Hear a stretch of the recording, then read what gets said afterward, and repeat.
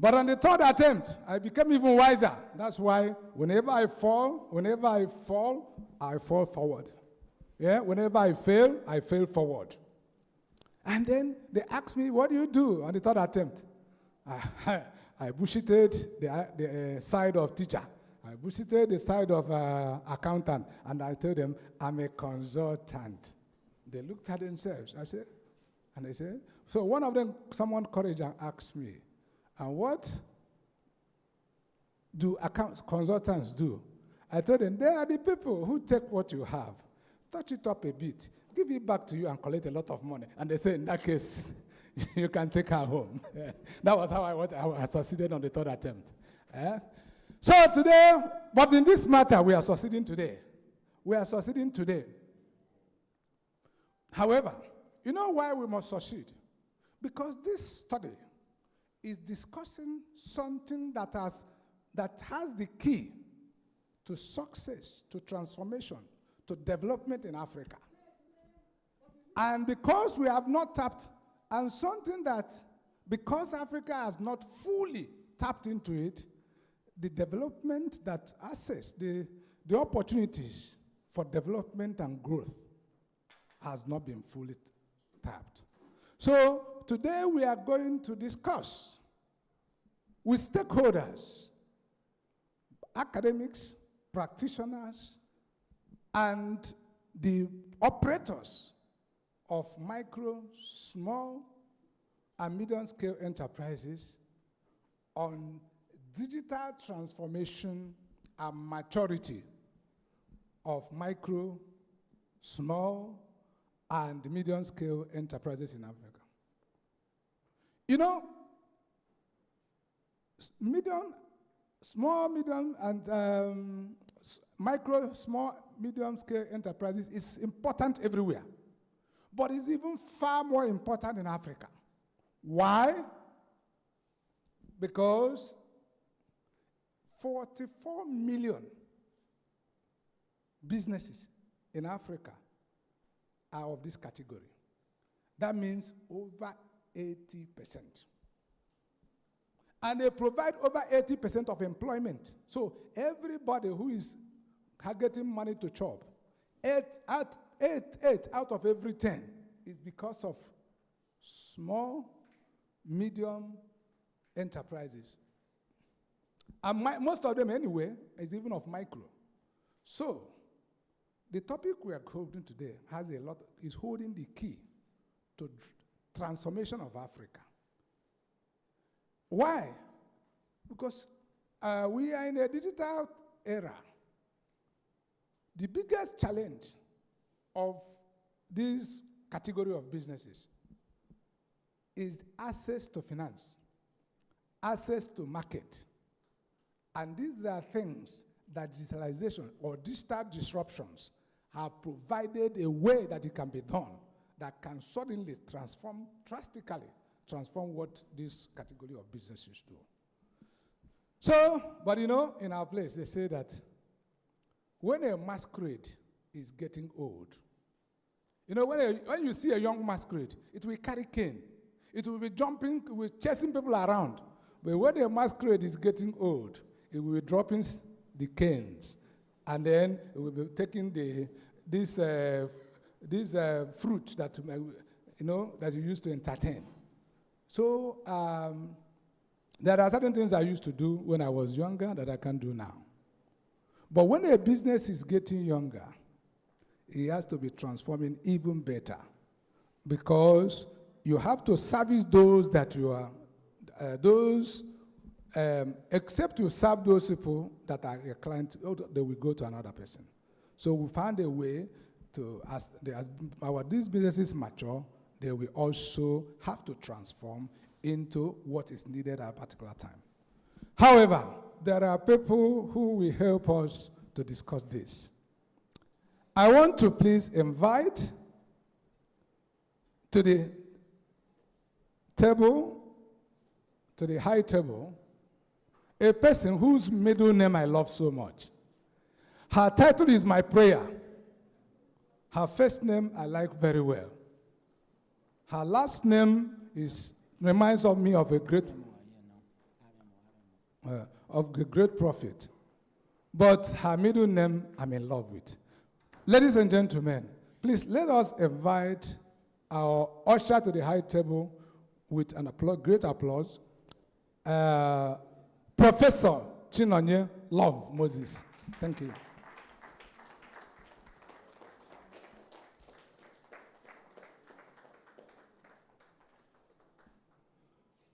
Thank you. You're most welcome. Thank you. So, my Oga at the top, the Olorioko of Faculty of Management Sciences, a performing dean,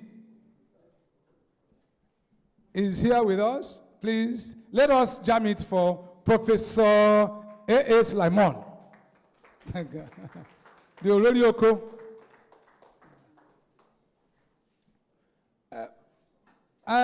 Thank you so much, and I'm inviting to the high table the team, the representative of the director of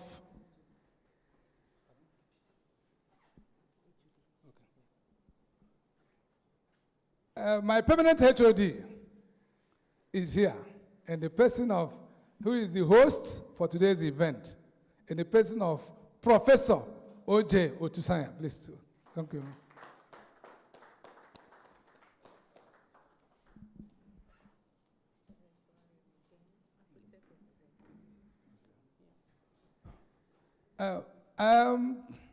Those who guide and guard and promote and project research in University of Lagos. That is Director of Research, Director of Research Management Office, is hereby represented by the Deputy Director herself, Ms. Aramu. Please welcome. Thank you.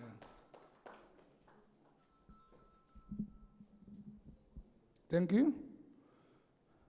And also, those who made sure that today's event, who sponsored, let me say it the way it is, today's event, a major sponsor of today's event, the Edu-Tech network, are here represented.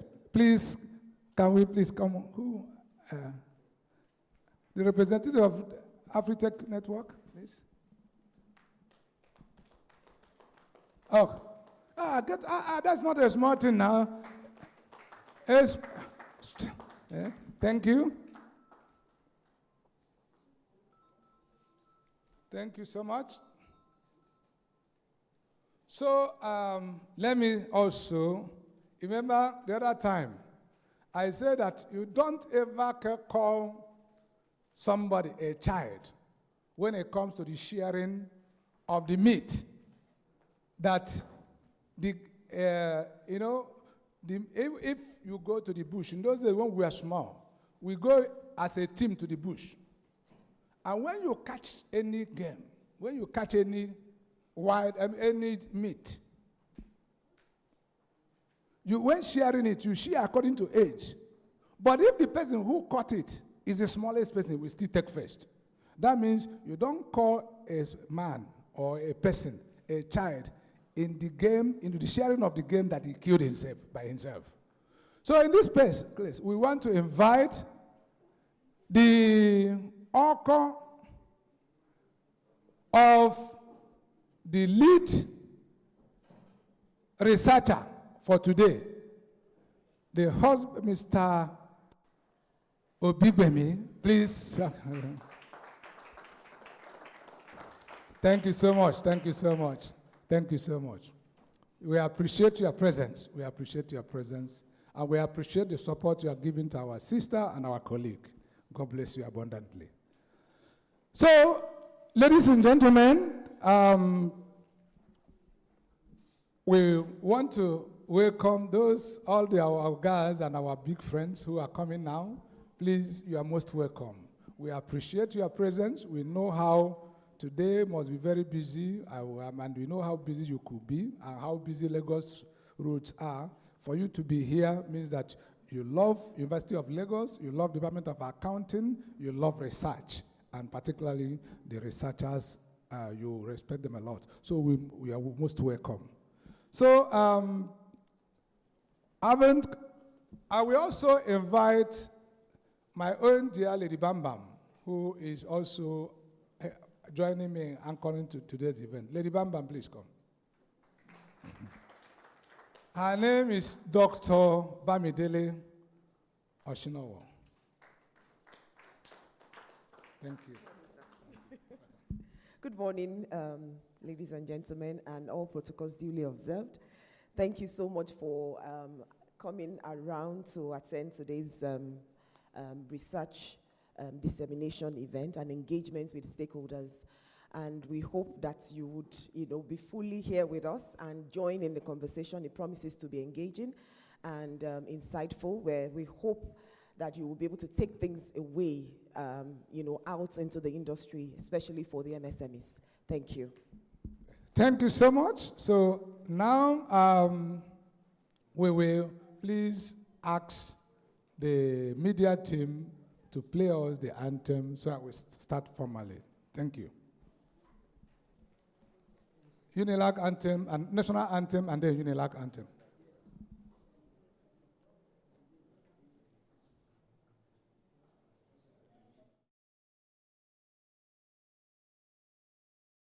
Nigeria, we hail thee, our own dear. You see, the person who made today possible, after God, the person who made us to gather, I introduced the person who should lead her out, but I didn't introduce her myself. So let us, ladies and gentlemen, welcome and appreciate with a loud applause Dr. Imolayo Obigwemi. Thank you so much. Thank you so much. Thank you so much. Thank you so much. So thank you so much.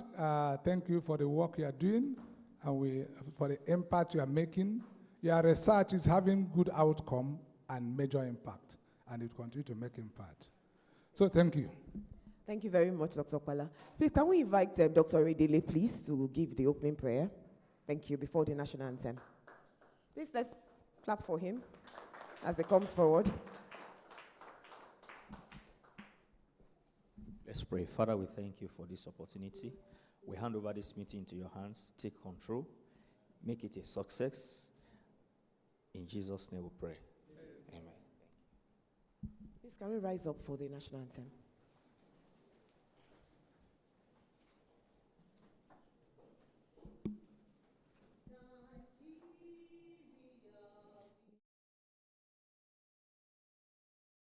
Nigeria,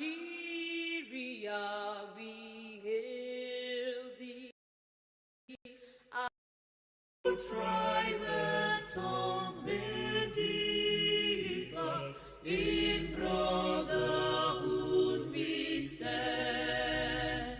Nigerians old and proud to serve our sovereign motherland.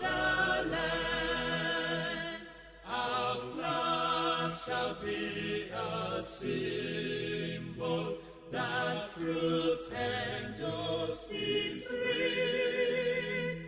In peace all battle honored, and this we count as gain. To hand unto our children a banner without stain. O God of all creation, grant this our one request. Help us to build a nation where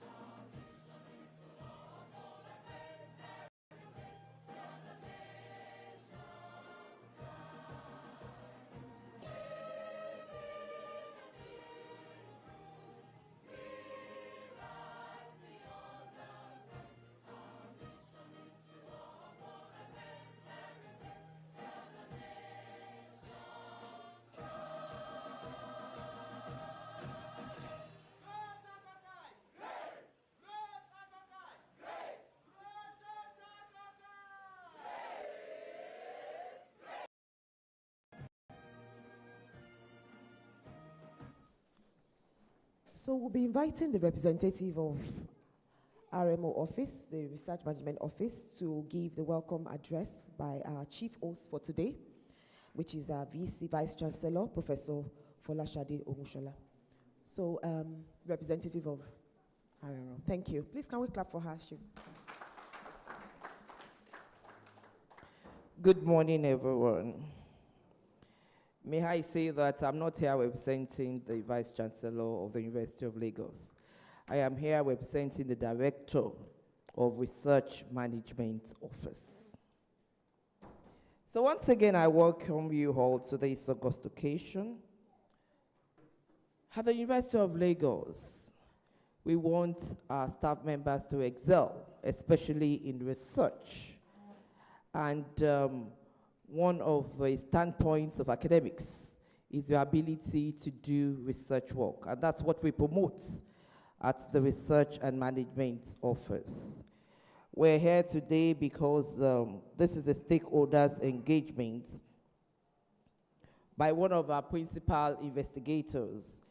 And the title of the project is Digital Transformation and Maturity in Youth-Led Micro, Small, and Medium Enterprises across Sub-Saharan Africa, a comparative study in the health, energy, environment, and sustainability sectors in Nigeria, Kenya, and South Africa.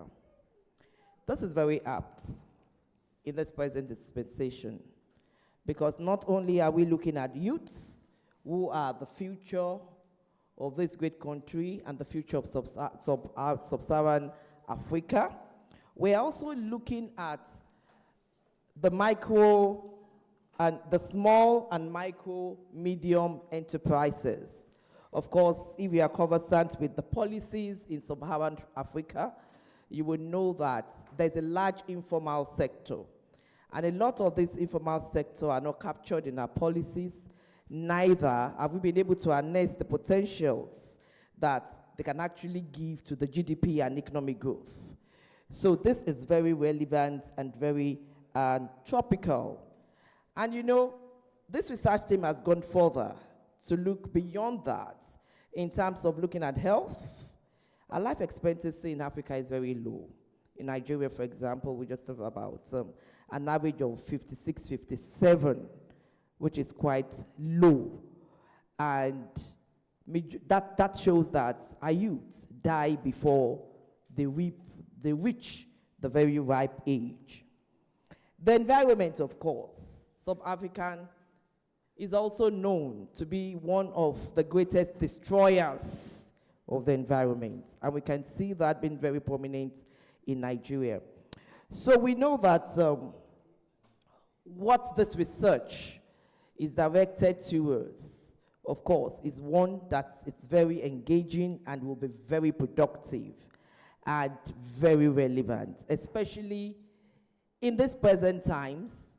At RMO, we encourage that we need to put Unilag on the pedestal so that the world can see us. And the way the world can see us is via our research work. And that's what we promote at RMO, so that we can help leverage our professionals, our lecturers. In fact, we had a meeting yesterday and we were talking about how we can reprofile the lecturers so that at a point in time, you can get to the University of Lagos website and you can see the area of specialization of our members of staff. And then you can see what our activities are. And then it becomes, you know, the word is a global village. You don't need to contact or see or know people physically before you can reach out to them. For example, Dr. Iwedele, right? I've never met you. But do you know we had a conversation at a point in time when we're doing the abstract thing. So immediately, I had your name, and you came out. I said, so this is the man that I've been talking to. I called you late in the night. I didn't call you. I sent you a message. Late in the night. Yes, I did, and you responded. And we did what we wanted to do. Even though we were on the same campus, we never got to meet until today. And that's what research can do. Collaboration, interaction, elevation, promotion. And that's what we have come to witness today. So I give kudos to the PI and other members of the team, and I hope that successfully you will complete this project, and then you'll be able to do I can hear the amen, so that not only will you be known worldwide, but you would also get promoted, and that's the key thing. Thank you all for listening. Thank you very much for that very apt introductory speech for us. Thank you once again. Before we move forward, we want to quickly read out the profiles of the research team, which was mandated by the convener, the lead researcher for this particular project. Dr. Obigbe Mimoleayo has been introduced already. So we have other members of the research team. They've joined us virtually, and they're listening in to what we're doing today. So we just want to know, want to mention their names and let them know that they're duly recognized. So we have Professor Fanny Saruchera, who is an early career researcher from University of Wits in South Africa. She has research experiences in digital transformation, logistics, procurement, and supply chain. So she's part of this team. We have Dr. Duncan Eli Ocheng, who is also an early career researcher from University of Nairobi, whose research experiences span the area of finance and entrepreneurship. So if you're listening to us, you're duly recognized. We have Dr. Mark Edward Murimbika, who is also from University of Witwatersrand, South Africa, whose research experience is in entrepreneurship and innovation ecosystem development. So you're duly recognized as well. Then we have Dr. Yamboke Onsumo, who is from University of Nairobi, whose research interest is in finance and entrepreneurial ecosystem development. So you're duly recognized. Dr. Dixon Omoro, also from University of Nairobi, whose research interest is in finance, accounting, entrepreneurial ecosystem development. He is currently, he has been a co-principal investigator in GIZ-funded projects in the past. You're duly recognized. We have Dr. Stephen Odok, also from University of Nairobi, whose research interest is in operations management, procurement, and supply chain management. You're duly recognized. And then we have our very own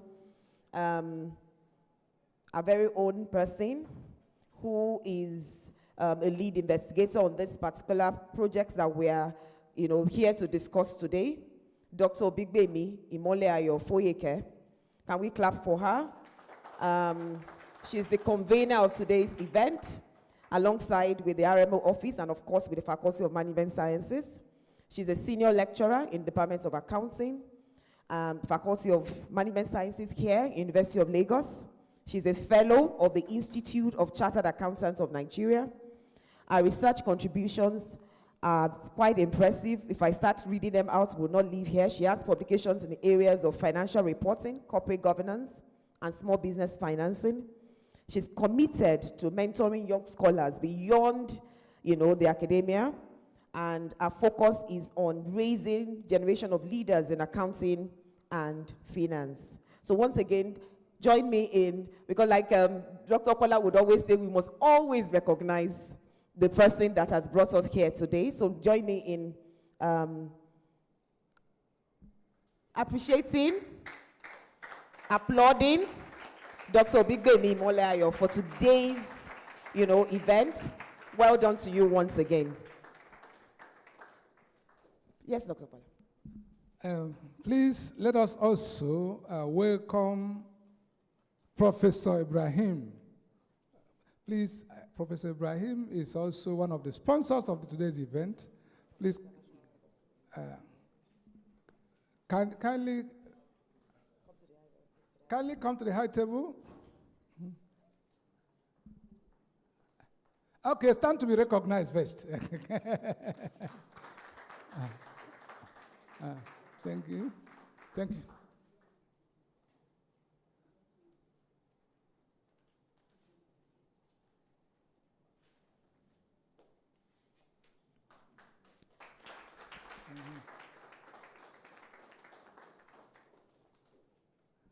Thank you. I know we have a new name for the International Partnership Office, so I'm trying to search for that new name without calling the wrong name.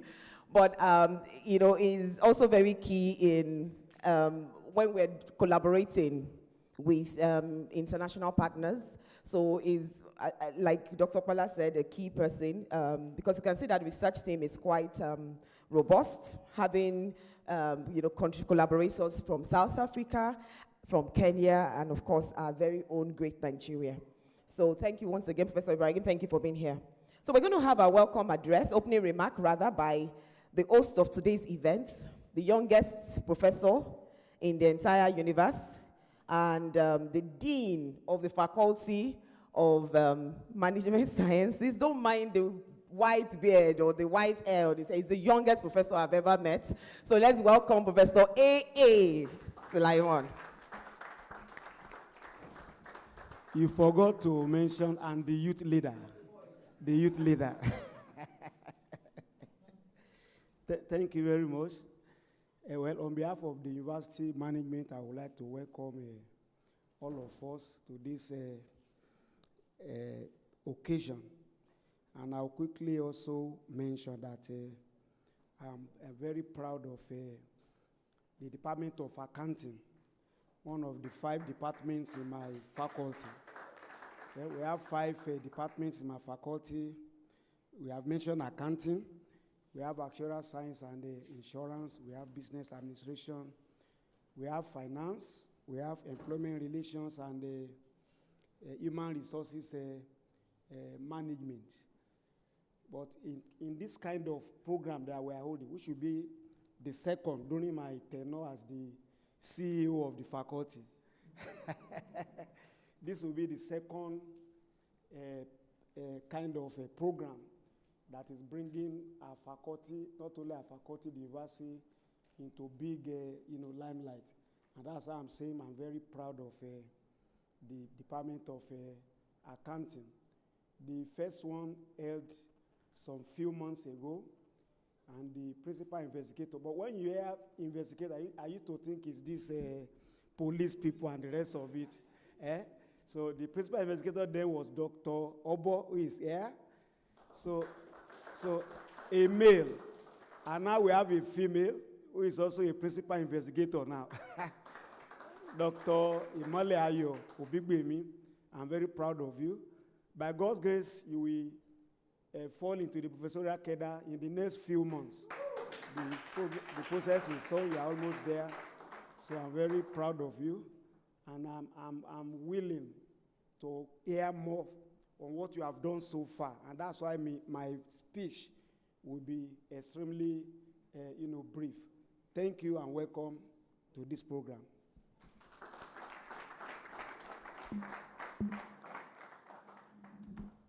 Thank you very much, King of the Boys, for that very brief opening remark. So even though Professor Ibrahim didn't want to come to the high table, but I've been told and mandated that I know the Office of the International Relations Partnership and Prospects, as the director of that office, will want to hear from you, a brief opening remark, because Afritech, the sponsors of this particular event, is right. That collaboration was initiated right under your office, sir. So we want to hear from you briefly. Thank you, sir. Okay. Thank you very much. I'm glad that at least you referenced Afritech as the office I'm representing today. Even though I'm the director of the Office of Global Engagement and Strategic Partnership, that is our new name. We used to be Office of International Relations, Partnerships, and Prospects. But I will talk about Afritech because Afritech is the main sponsor of this particular event. Afritech stands for a consortium of universities in Africa. We are 9 in total, and we are universities that are very deliberate in using technology and engineering to drive digital transformation in Africa. So, and in West Africa, we are 2 members of that consortium. University of Lagos representing the Anglophone countries, as well as Cheikh Anta Diop University in Senegal, representing Francophone countries. The other countries are University of Nairobi in Kenya, American University, Cairo, Al-Akwen University in Morocco, University of Rwanda, with Witwatersrand in South Africa. Then the latest addition is Augustino University in Angola. And we are being coordinated by Carnegie Mellon University, Africa, based in Rwanda. So that is why some of the partners on this project, they are drawn from some of the other partner universities in Africa. We work across 4 main areas. The first one is in the area of research, which we call knowledge creation. The second one is in teaching and learning, because whatever we do in research, we want that to fit into the way that we teach and in the experience of learning that our students have. The third one is pathways to opportunity, which people call entrepreneurship. We believe that what we do in research, that we also teach in our classes, should also translate to commercial value outside. That is having an handshake with the industry. And the last one is inclusion. We believe that nobody should be left behind in the process of digitally transforming Africa. That is the way we work. And I'm very glad that this is one of the projects that we support. We support several projects in the university. We support students, we support staff as well to actually prepare them for a world where Africans will be globally competitive. And wherever they are, they will be relevant to their national development. Thank you very much. Thank you very much, Professor Ismail Ibrahim, for giving us a brief overview about Afritech. And I'm sure that some of my colleagues here and a lot of us are interested and probably would be hearing more from some of us soon. Thank you very much, sir. Now, it's with great pleasure and honor to introduce our keynote speaker for today's event, Professor Chinoye Love Moses, and who will be giving the keynote address for today. So may I respectfully ask that she please stand while I read our citation.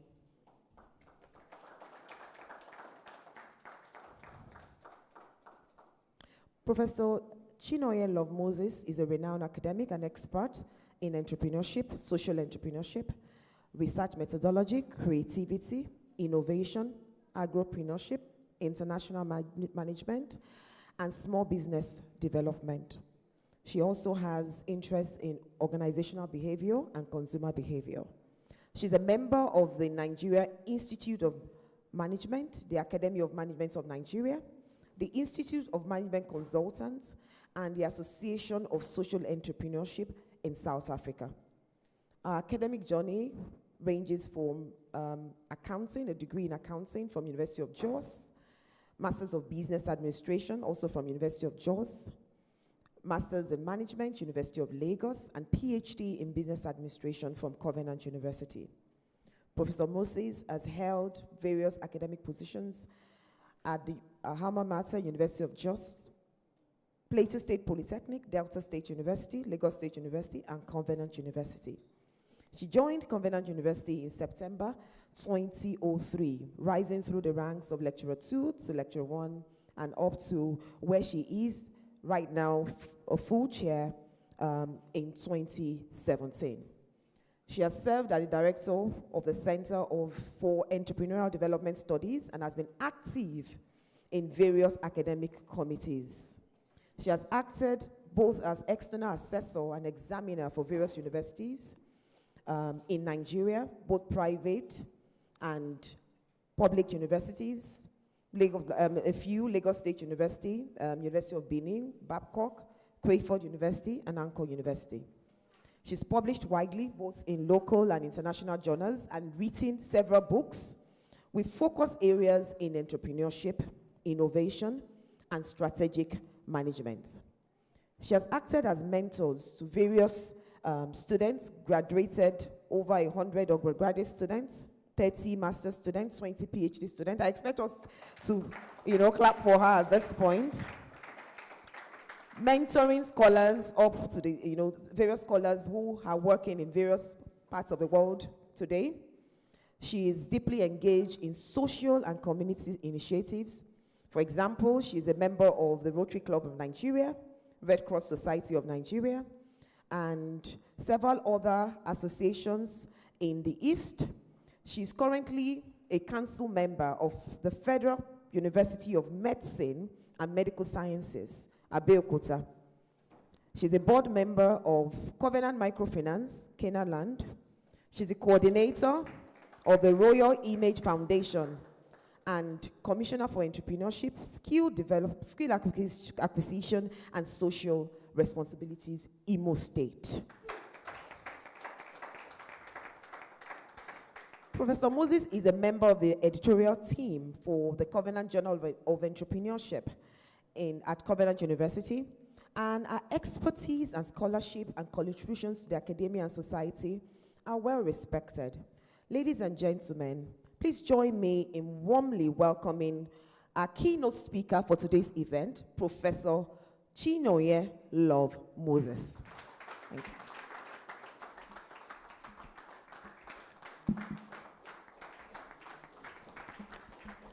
We may rise to please appreciate her until she's here.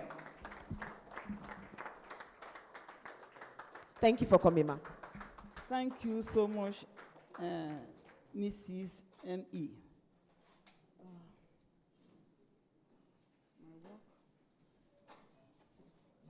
Good morning, everyone. Please permit me to stand on all existing protocol.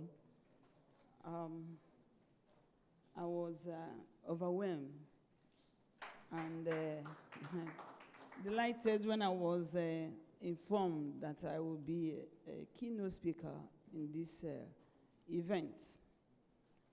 First of all, I have to appreciate God for giving me this great privilege and opportunity to stand before you all.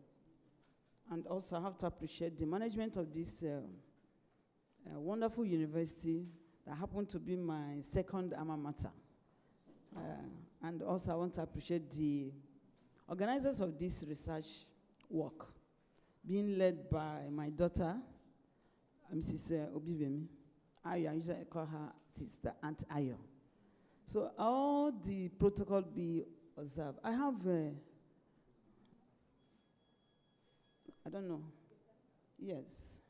I'm supposed to have a clip I want to show before my address. Okay, because of time, I was appealed and begged and coerced to come for this program. Why? Because my program is very tight, very, very tight. I have a very tight schedule. I was in Covenant University. You had my profile. I was in Covenant University for over 20 years, 22 years. I went there as a lecturer too, and God helped me. I got up there to a full professor, and I was settled. So having been settled there, and I became uncomfortable. Why? Because over the period of years, I've been in academic environment. A lot of things have been seen in writing and recommendation, and issues that have to do with the economy and all the rest of them. In academic environment, it's quite different from what is happening in the industry. That was my worry, and that was my disturbance, and that was my unsettledness. I started asking God for, the next course of action of my life, because I was very, very uncomfortable. Before I proceed, I want you to know that I have some sons and daughters in this environment. Dr. Steve Biduni happened to be my son. I won't say my, he happened to be my son. And where is Dr. Shogo, right? Yes, also. And Obigomi there. And this Department of Management, produced Chinoye in MSc Management. So thank you so much for bringing me back home. I was telling her that after my convocation from this environment, I have not come here. A lot of things, buildings up here and there, which was not here when I was here. So showing that we are moving forward, we are growing. So back to my story, I was disturbed. And I decided to think of how to solve my problem. Why was I disturbed? Because yesterday I was talking to somebody around me in my house, in my office, my house, not office, because I moved my things to the house. I have a lot of write-up, as a research work, as a paper, as project thesis, packed everywhere. Student assignments here and there. And my problem is, how can we, apply this to the industry? How can all this write-up, all the recommendation in the paper be implemented in the industry? And that helped me. As God will have it, God saw my prayer and my heart, and God decided to take me to the industry to, lead as a commissioner of that entrepreneurship, skill acquisition, and social responsibility in Imo State. That's my state. So when that assignment came that they were calling me to be in academic environment. Strictly, vehemently, I said, no, I don't want to be in academic. He said, why? I say, I'm tired of academic environment. Why are you tired of academic environment? Because I'm not seeing the implementation. All the recommendation in paper are not being implemented, are not being, practiced. We're just writing, recommending. The policymakers are doing their own. So I want to be part of policy making and find out how to drive it. That was my job. Though financially, when you hear politicians, somebody is a commissioner, you'll be thinking that there's a lot of big money at that. No. The way the real cocoa is ensuring that the industry is being touched and see what they're doing and see how to make input or impact. That's why I'm there. Talk to them that this thing you are doing will not take you to anywhere. Do it this way. And when they see that you're coming from the academic world, they will obey you. So for few period I have been off from Cumberland University, I've been in the industry, that's the Imo State, talking to artisans, talking to a small-scale business owners, talking to entrepreneurs, advising them, do it this way, because they're on their own world. They feel that everything is the way they want it. That's the way they say. No. So that's for now. That's what I've been doing. And I'm so satisfied. I'm so, filled with, joy that I am in the industry, not in the academic world I have been. Okay, the topic, the theme given to me was, digital transformation and maturity of MSME. That is micro, small, and medium enterprises. I decided to turn it to something that will help me to drive it home. So I put my topic as accelerating youth-led micro, small, and medium enterprises in sub-Saharan Africa through digital transformation and maturity, the power of leverage. I was happy when the master of events, is it Dr. Obara? Yes, I know you mentioned something, that have to do when you were talking about SME. I was so happy because he delivered my paper. Then when Madam came up again to give her, her topic, her topic again, she mentioned leverage. I said, yes, that's where I am, because I am running. I would have left 2 days ago, but she begged me to come here. My flight is in hours time. I have to, leave this. So I have to apologize that as long as I drop this microphone, I'm running to airports because my attention is needed over there in my office. So I apologize for not staying with you, not answering your question, not listening to your contributions. My boys are here. My sons are here to answer them, because I heard that there's a panel or discussion session, that will sit down. So I am very sorry. Immediately I finish this, I will do what? I will just find my way out. Thank you so much for inviting me. Thank you so much for making me to feel Unilag again. great thank you so much. So looking at what we are looking at digital transformation of micro, small, and medium enterprises, and also maturity. But taking from, I'm supposed to have a slide.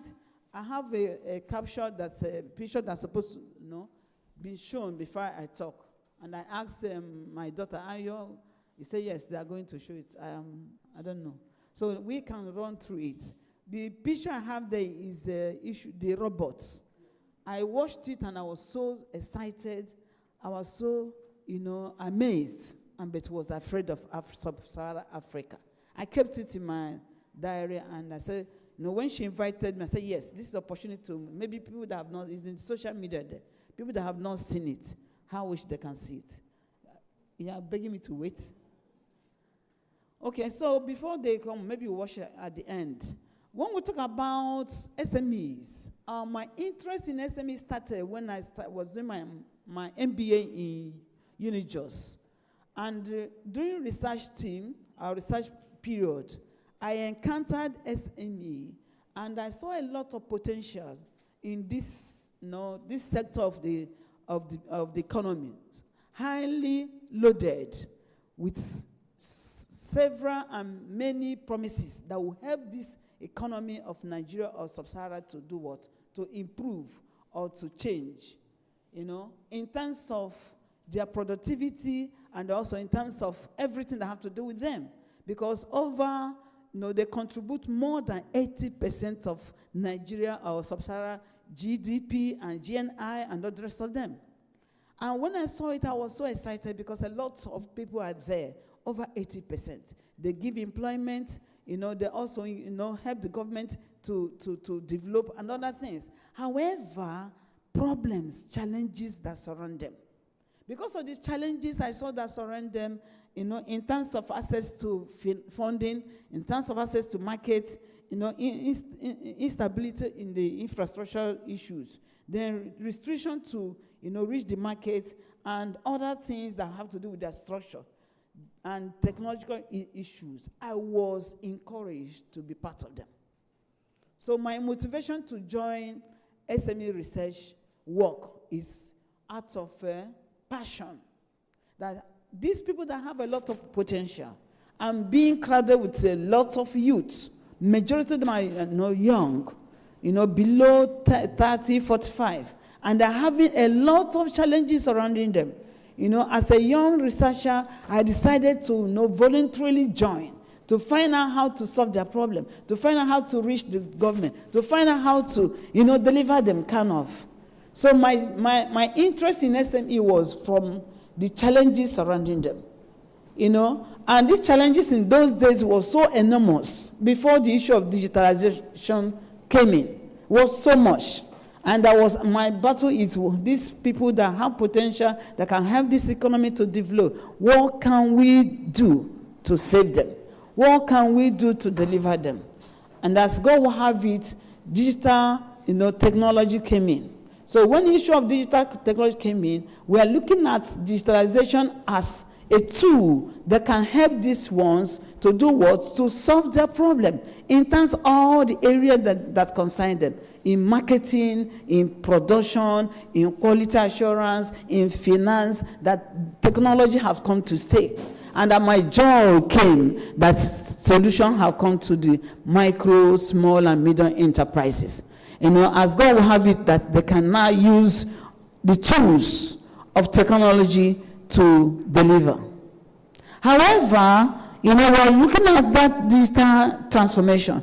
Really, the digital transformation, which have to do integration, strategically integrating digital technology in all the areas of the businesses. All the areas, in terms of marketing of the product, in terms of quality assurance of the product, productivity, in terms of human resource, every area, digital technology will help them to deliver and also to do what? To add value. Because the most important thing is adding value to the economy, helping them to meet up with their goals and responsibility. Then the question now is, are we really ready? Are they ready? How ready are they? How capable are they? How serious are they? How effective are they in doing what? Integrating digital technology to their business. Then the issue of that have to do with Africa, also, inhabiting, stopping them. When we talk about Africa, Africa is a continent that is rich with mineral resources, more than what we have in developed country. But because of our shortcomings, limitations, these mineral resources are there, raw. I think in Nigeria, there's no mineral resource we don't have in Nigeria. All mineral resources, we have it in Nigeria. But how are we harnessing it? How are we taking advantage of it? Then, issue of technology enters. How do we transform this economy using, digital tools to move? So that will take us to what we call digital maturity. So when we talk about digital maturity, that is the ability to be ready, to be capable, competencies, to do the needful, to find out what we should do, to harness, using digital technology to harness the potential that we are loaded of. The technology, the mineral resources we are blessed with. The God Almighty bless us with mineral resources. And how do we, harness this? How can we help it? Then that's where researchers come in. Researching to find out the gap between, how do we fill that gap between transformation and maturity? Transformation and maturity. The researchers in this room, the work we have to do, because somebody like me, I was talking to Ayo yesterday, I am no longer a researcher. I want to do it. I want to be part of, talking to them, let it be. If I keep on writing, okay, do this, do that, recommendation, I can't just understand. So I am there in the industry to make sure that that interface between the government and these stakeholders, that the stakeholders in terms of the entrepreneurs and artisans are being met, because there is a serious gap. The policymakers are there, and people taking the action are another place. So I am there, my action, my action plan for this year, or next year, 2 years, I'm going to be there, is to find how to play that role, bringing them together, helping them to find, because the entrepreneur, the SMEs are looking for the government, and the government are just giving policy, okay, this is what should be. Who would solve that problem? So in academic environment, what we do is to research, to find out that these people that are being disadvantaged, what do we do? And there is a serious gap. That serious gap is there. How we have a tool. For instance, this is my handset. As an SME owner, this handset can do a lot. A lot. If you can explore the builds, that's why I needed the film, for us to play to see what robot can do for us. And the people manufacturing this robot are very, very serious. And they are very, very producing them, moving them to the industry to solve problems of the world. And then how ready are we to find out how we can use this? The digital tool we are having in our hand as our smartphone can do a lot. A lot in terms of marketing, in terms of financing, in terms of reaching out, solving the problem we're having. But who can help us find out to sit down and learn this tool? We use this tool just to make calls, send messages, and maybe a little percentage of us to do what? To find out how to do LinkedIn and other ones, social media. Aside that, there are a lot we can do with this. SME owners and then researchers. There's a lot. How the solution or my main purpose of coming is to provoke that issue in the researcher, to find out how do we bring this together, the transformation that we have seen. A tool can transform business, and then how can we be ready that SMEs can sit down and learn it? And the major challenges we are having in the industry now is the youth mainly sitting down to learn skill. A lot of them. This little one they have, they just run with it. Is it enough? No. So who will make us now a researcher? How do you help us to bring that gap, to close it? That is a SME owner will sit down and learn a tool that will help you to transport or to deliver your goods or your service from Nigeria or from Kenya or from African country to overseas, to UK, to US, and to Canada, that's a customer over there, I can sell my goods to you, and you have it. How do we do that? And we are crying that we are not having money, we are not having job, we are not happy. We have this digital tool that God has given to us in a platter of gold. The value of the money spent in this tool, the digital tool in my hand, cannot be quantified or cannot be matched with what? The value I'm going to get if I sit down and learn it. So researchers today, our work is to do what? Let us sit down. Find out what we must do.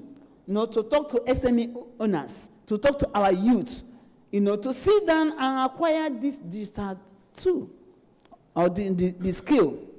Learn it. What can you do to me as a SME owner? Because I have businesses. To see the Prosecino, can you sit down and learn how to advertise their product? Can I do that now? Can you sit down and learn how to be employed? Remote work, and you can get job. Can I do that now? What can I do to me to do what? To get paid, or to use my tool, my tool to pay my staff in abroad. Can I do that? So that's where the problem is. So that's why I added that, phrase there, the power of leverage. When we talk about leverage, we're talking about taking advantage of what is available to us. Taking advantage of what is in abundance. Taking advantage of that space, digital space that is there. You are not paying for it. And you are using it to maximize, to earn income, to add value, to create job. Leveraging in what is available. You did not do it. You are not the one that spent to make it available. All you need to do is to use your time and use your energy, sit down, acquire the required what? Skill.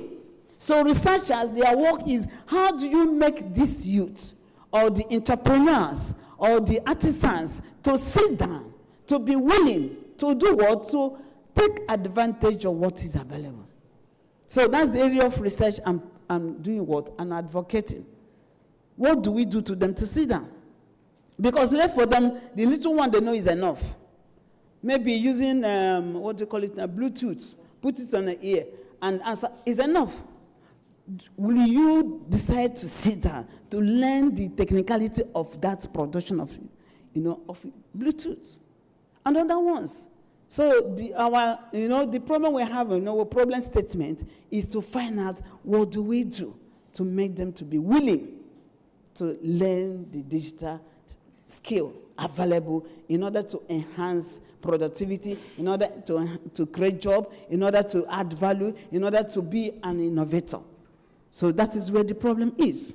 So I saw this issue of leveraging. There are 4 areas we can leverage on. 4 areas.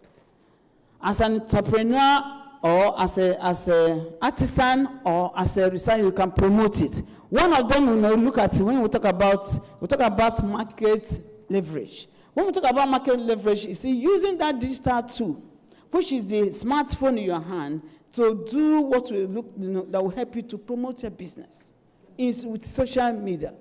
What are you going to do? To do what? Leverage. If you look at social media, there are lots. Being visible, the visibility of your product, all over the world. The visibility of what? Your service, all over the world. What must I do? Personally, before I left Covenant, they were teaching me, there was time they brought somebody to teach us, how to use one of the social media to do what? To advertise. The process. I said, I don't have patience for this in a process. The rigor. You do it this way, go like this. Go. I said, is that what I will be doing? That my interest is no longer here. I need money.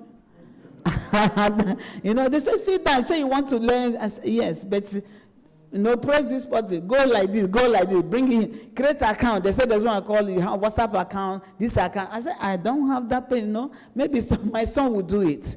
That's where the problem is.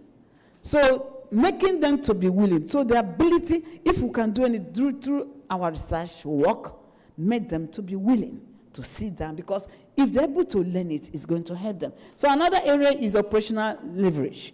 Under this operational leverage, we are talking about automation tool that would reduce manual work.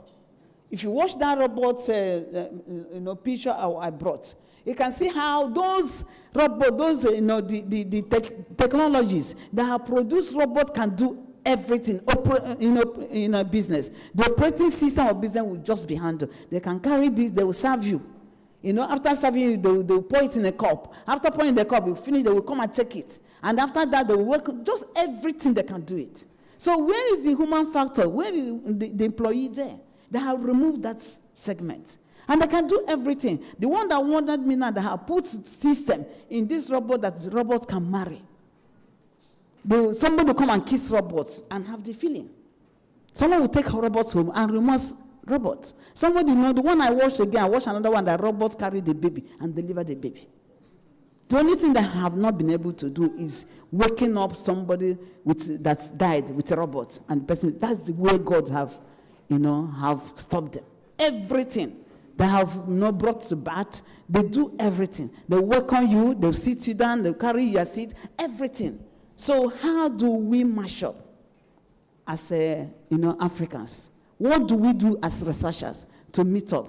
So that's the operational leverage. The financial leverage, under this we are talking about, fintech, digital savings, and other alternatives saving funding models. And when we talk about this, using this tool, digital tool to fund, what do I do to increase my earnings? We have heard that one of the most challenge these people are having, SMEs are having, is funding. How can I use my digital tool to access funding, to access grants, to access that? It's a work, it's a skill. Like if you ask Dr. Obigwemi, before she got these grants, it took her a lot of writing. And this writing is a skill. Unfortunately, the youth are not reading and they're not ready to write. This is the problem. Because even digital tool, the AI has spoiled so many things for them. So it will take them time to learn to write, in leveraging in what is available to have access to. Then we have knowledge leverage. Under this knowledge leverage, we're talking about affordable online learning. It's there. There's no topic that we need in research today. There's no topic we need in business enhancement that is not in online. There's no topic you want to write as a lecturer, as a student, as a researcher that is not there online. But majority of us might not be willing to sit down to leverage on it. So that's why we're looking at how do we research. Remember, my topic is what do we do to close that gap? Between maturity and the what? Transformation. We want to be transformed, but are we matured? Are we ready? Do we have that knowledge? Are we ready to acquire the knowledge? Sit down, leverage on what you have. So that's knowledge leverage. I have mentioned market leveraging, I mentioned operational leveraging, I mentioned financial leveraging, and also mentioned knowledge leveraging. So with leverage, one person enterprise can operate like a 10-person organization or firm. So with leverage, a small idea can be multiplied. We're talking about scaling up, increasing, enhancements, meeting up the gap, closing that gap. The difference between us and the what advanced country is quite a lot. How do we close this gap? What do we do? So what are we going to do? So let it be a provoking topic. What are we going to do as a researcher? Do we still write and make recommendation? I recommend that the government should do this. Who will monitor government to make sure that government is doing it? We recommend that educational institutions should do this. Who will monitor education institutions to make sure that they're doing it? We recommend that students should do this, or SMEs owners should do. Who monitors them? So the willingness to know what we are going to do using research output to fill this gap is where we are. That is digital maturity. We are ready now. We are capable now. We are competent. We're effective and are efficient in doing it. You find out that the problem we're having will be solved. SMEs in sub-Saharan Africa is having problem here, having problem here, having problem here. But thank God there's digitalization. Things are easy now, but we're still having this problem. The problem is still there and is increasing and widening. So what do we do to reduce this gap, to close it? What do we do? The limitation is too much. What are we going to do? So as researchers, we have so many researchers in this room, including professors. Please, we still have to go back and be writing. But after writing, we still now go back and see that it is being implemented. Okay? So before I drop this microphone, I will still mention what I recorded here, written here as the way forward for the Nigerian youth, especially the youth researchers. You have everything you need. Everything we need. There's nothing we need that you don't have. And the people that are solving this problem, the advanced country, they have seen that this problem will be reduced if they make available this. Look at, formerly we don't have solar system. But today, say the Nigerian problem is NEPA, no lights. But they have gone ahead to provide a system, a tool that can give us light 24 hours, isn't it? I met someone in Imo State, Dr. Sombodobi, and invited to his center, entrepreneur center. The man said, since I started this center, I have not used Nigerian lights, NEPA. Why? Because I invested a lot of money in solar system, a lot. That 24-hour light is running. The solar is from free sun, isn't it? And God made it available. Now, issue of technology will come in to ensure that this light is being taken down. So it's our work to sit down, find out what we're going to do. So Nigerian youths, sub-Saharan African youth, we need to do what? There's a need for us not just consume technology, not just use, if you count or calculate the money we spend in data and what? Data and credit. Sometimes, I was talking to somebody yesterday, can't government stop these foreign countries holding our technology and telecommunication system? Can't government do something?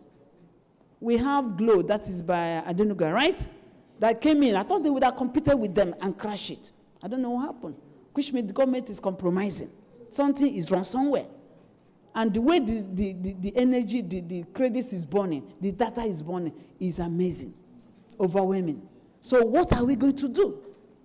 But we're talking about researchers and leveraging on it. Why not we leverage on it? I was annoyed with my son. You collect money, okay, I bought data. In a month, data was how much? What did you do with that data? What did you learn? What skill did you learn? You spend data just running, watching film. Is that what it's made for? No. You spend data, credit, calling friends. Hello, how are you? Is that what it's made for? No. Leverage on it is not available. What must I do? Enhancing my value and my productivity and my product and my service using your data, using your credit. So also the youth should build up skill, as I said before, in that the digital economy is being rewarded. Build up their skill. In academic environment, I will plead for the lecturers and the researchers and teachers. Please, skill acquisition can never be what? Overemphasized. Skill what? Acquisition in all ramification. Because when the shifts are done, that's what sustains them. Skill acquisition, no matter whatever it is, let's encourage them to go and learn skill, especially when they're young. Because when they're old now, you find it difficult that they cannot, be forced. So skill acquisition is there it will help them to have confidence. It will help them to move out, to compete with the world. Then value creation, and to ensure that they are touching the industry in solving problems. Then the government. I am part of the government, but I don't know how we're going to help them. You talk about digital infrastructure, making it available, especially the enabling environment. This issue that have to do with light. Unfortunately, where I went to, I was enjoying light in Covenant, 24 hours light, but when I travel now, this time around, every time lamenting, every time, no light, and the bill will be too much. You're not seeing light and you're paying bill. So that's a problem. So the government should do the needful, invest hugely on infrastructure, making the environment, ready and enabling for the SMEs to work. Then the private sector also, there's a work they need to do to mentor the youth. In those days, I think it's still the Igbo system of apprenticeship. One person will serve, a child will serve one person 7 years to be indoctrinated, to make sure that what the man knows enters into them. But these days, if you talk to them, you say that we're not saying youth again, nobody's ready.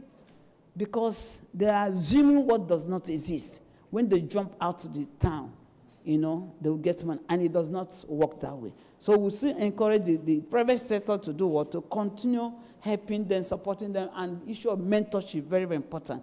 Then the education environment like Unilag should also help, and ensuring that this issue of theory must be limited. Teaching theory in the classroom, assuming that they have understood it, is an error. So like I was saying, I told somebody if I happen to have school tomorrow, that's what they call this PPP, public-private partnership. Engage the youth to go to the industry and to learn at least minimum of 6 months, learn a skill, and come back. And now they will be able to do what? Harmonize. Find out whether what we are being taught in the classroom, is it what is being practiced where? In the industry there. For instance, I have Abraham Maslow's what? Theory. If a youth go from classroom, you know the theory. If you go to the industry, can you recognize this theory? That this is the theory. And it's being practiced there. But if you take them out, they might not know that this is Abraham Maslow's theory being practiced. So there's a need to have a reconciliation between what is being taught in the classroom and what is happening in the industry. Okay? So there is if we can do this as sub-Saharan Africans, I think that gap will be closed. The gap will be closed. So meaning that in digital enterprises creates millions of jobs. They can create millions of jobs. For instance, with our smartphone, you can get somebody employed just to manage your business. I met one girl, I was asking her, what do you want to do after NYC? She said, I don't want to work. I don't want to look for formal. I said, what? He said, I'm already working. What are you doing? I'm managing community. I said, which one is managing community? Do you have a community of water? Which community? I know, Steve, you understand what I'm talking about. Yes, she's managing community. I said, which community? I have to interrogate her, ask her before she explained to me that company employ her to be receiving their mail, replying their mail, engaging the employee, everything. So it's a kind of community. And she's comfortably because she's well paid. So there's a need to encourage them, to create millions of jobs using our digital tool. Innovation hubs should be open. Let's have centers. Like I have proposed to my state, there's a need to have, skill acquisition center all over. And encourage youth, empower them to go there. And if you do it as a state, it will reduce social vices here and there. All these people are advocating for, fighting for one thing. If you train them in those centers, I think it will solve problem. Then also, the young people also should do what? Should not be job seekers, but learn to create job. Learn to add value, create value. So in conclusion, Nigerian greatest resources, someone will say that it's not our oil. Rather, it is our people, the potential in us, the potentials in the youth. These are the greatest resources we have that we must be harnessed, must be tapped into by using digital tools, encouraging them that the land you see many massive land, we see empty land everywhere. It's not that. Even the money in the bank, they have millions of naira and dollars in the bank, it's not that. But encouraging our people to learn, tools, entrepreneurial tools, or digital tools, or skill that will help them to tap into the potential we have. And as we do this, I think economy will be improved, job will be created, unemployment will be reduced, poverty will be solved, and the other thing. And I think there's a lot we have to gain if we will take time, to ensure that this research work will go out and be implemented.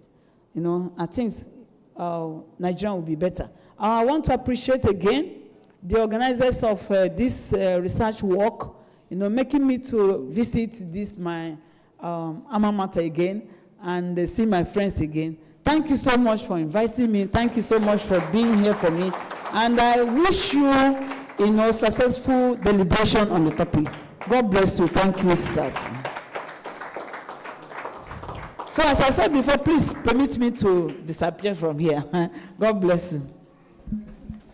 Yes, before she disappears, let us jam it again for the professor whose middle name is Love. Thank you. Thank you so much. Thank you so much. Thank you so much. When we talk about digitalization and digital transformation, he said it is all about leverage. Leverage. Okay. Please come, madam, just 1 minute, 1 minute. Please, because let me allow, please come, let's appreciate you a little.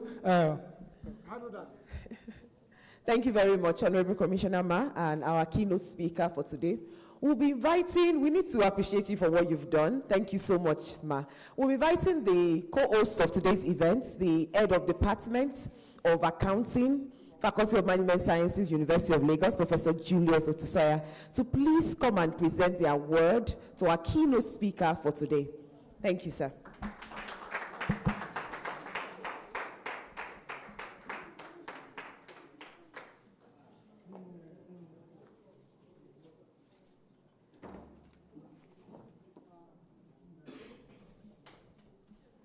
You can have your seat.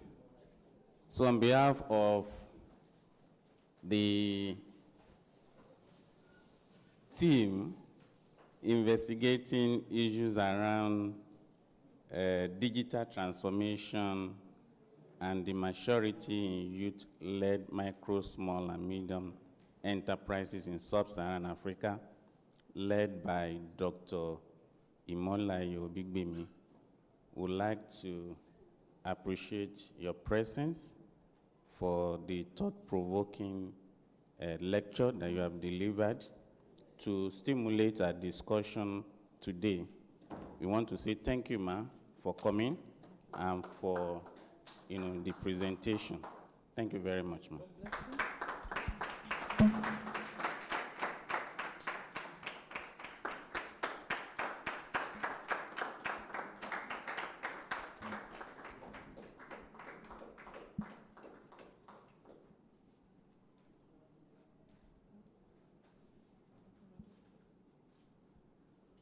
Thank you, sir. Oh, thank you so much. And safe journey, Ma.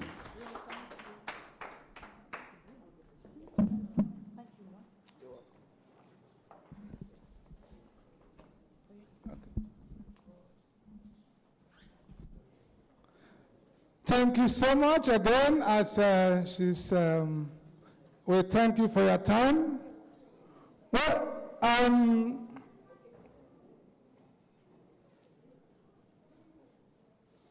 what she has given us is thought-provoking. And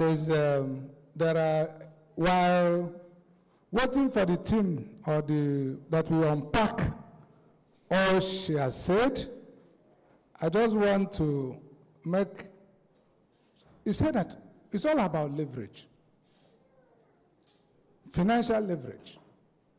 How do you use what you have to do what you want or what you need to do? And he said that we can leverage digital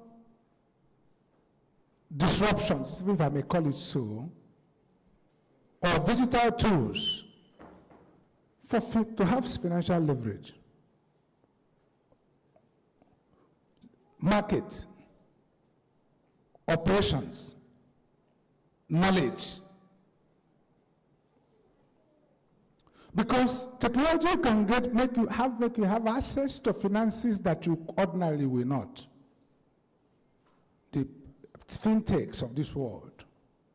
To the knowledge that normally you should pay heavily for. With your tool, you train for it. To the market you can't reach, But with your tools, you can reach market both within the country, outside the country, and your product and services are visible everywhere. For operations, how to do it and do it well.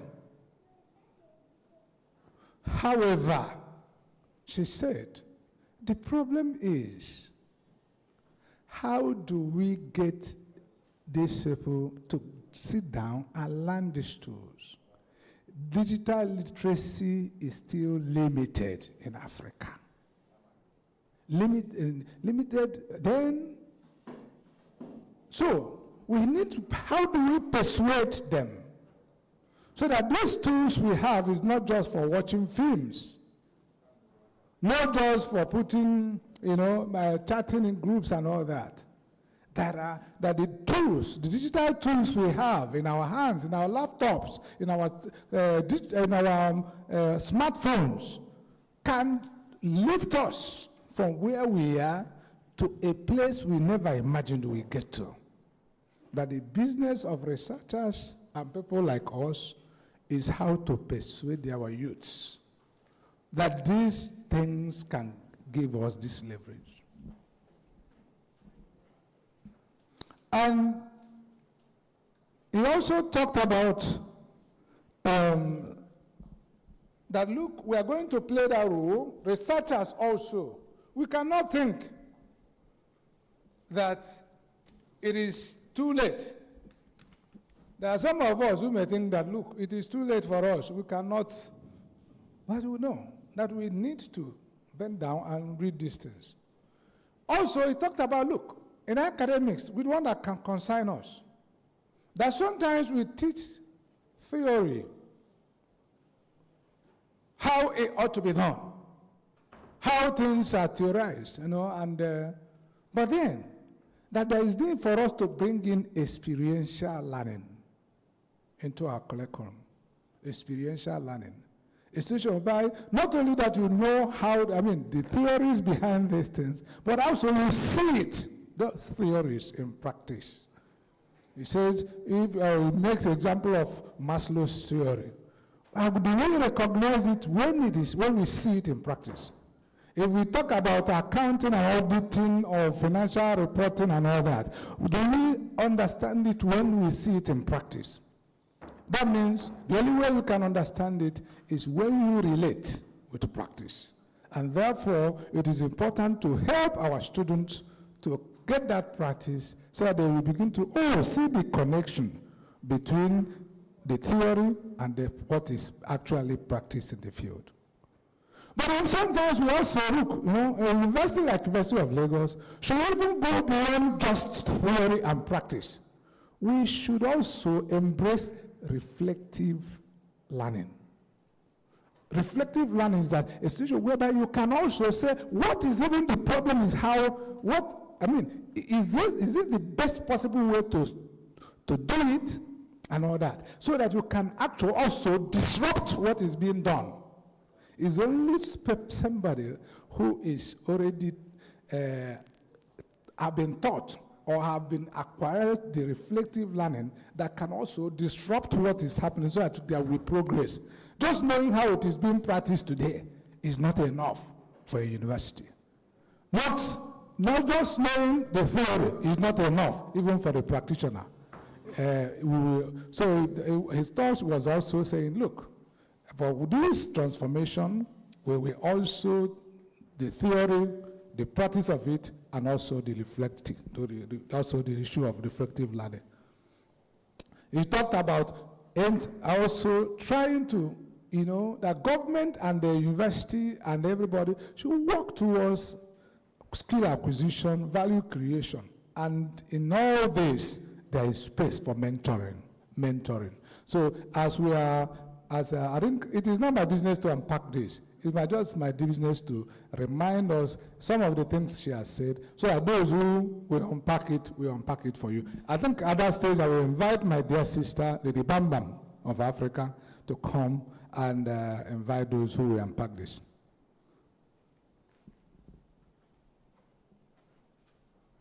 Thank you very much. our Chief MC, Dr. Chief Okpala, my chairman.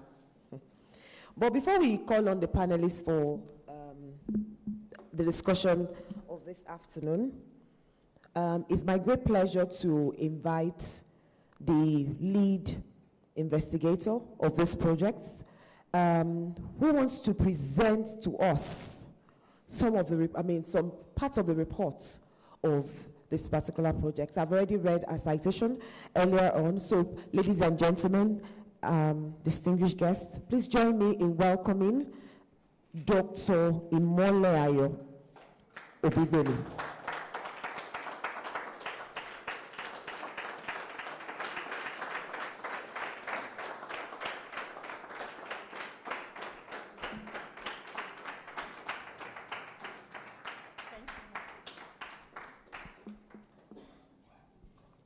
The Vice Chancellor in absentia, the Dean, Faculty of Management Sciences, the Director of Research Management Office, the Director of International Linkages, the coordinators, Edu-Tech International, all protocols duly observed. I also recognize my co-researchers that are joining us virtually. Welcome each and every one of us to this stakeholders event. Here this study, we looked at digital transformation and maturity in youth-led micro, small, and medium enterprises in Nigeria, in sub-Saharan Africa. And then we looked at the health, we looked at the energy, the environment, and sustainability sectors of these countries. Now, the countries under study, we looked at Kenya, we looked at South Africa, and Nigeria. Now, these three countries were selected because they happen to be the key countries, the major countries with good stock markets in sub-Saharan Africa. And our objective, we looked at the role of the extent at which youth-led SMEs are digitally matured. We also looked at the difference, if there is any, for youth-led digital maturity of youth-led SMEs in the health, the energy, environment, and sustainability sectors in Nigeria. Now, for this study, these are some of our findings. We were able to see that in Nigeria, specifically, the SMEs led by youths are quite digitally mature, but not up to the extent as expected, compared to other countries in sub-Saharan Africa. Now, we also discovered from this study that the level of digital transformation for youth-led SMEs in Nigeria is above average. Also, we observe that in the health sector, now the digital maturity as well as digital transformation in the health sector is above average, though not up to expectation, not up to the highest level that is expected. Also, we observe that those in the sustainability sector, they are still growing. That is those that belong to the areas that requires further development. So also, generally, we observe that the level of digital transformation, transformation and maturity in sub-Saharan Africa is not up to expectation. However, there is room for improvement. And that's the reason why we are here gathered to look at how we can come together to see what can be done as stakeholders. This is the outcome of our research.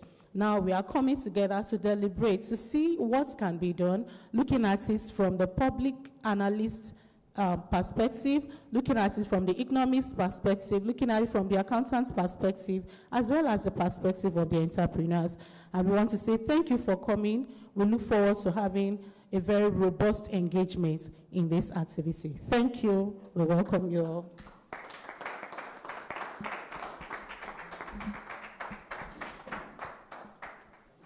Thank you once again. Please, can we clap for her again? Thank you, Dr. Obigbeni.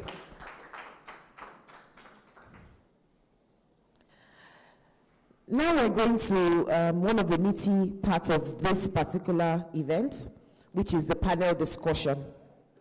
And we have with us experts, both from the academia and the industry, who are going to be dissecting this topic around digital transformation in youth-led MSMEs.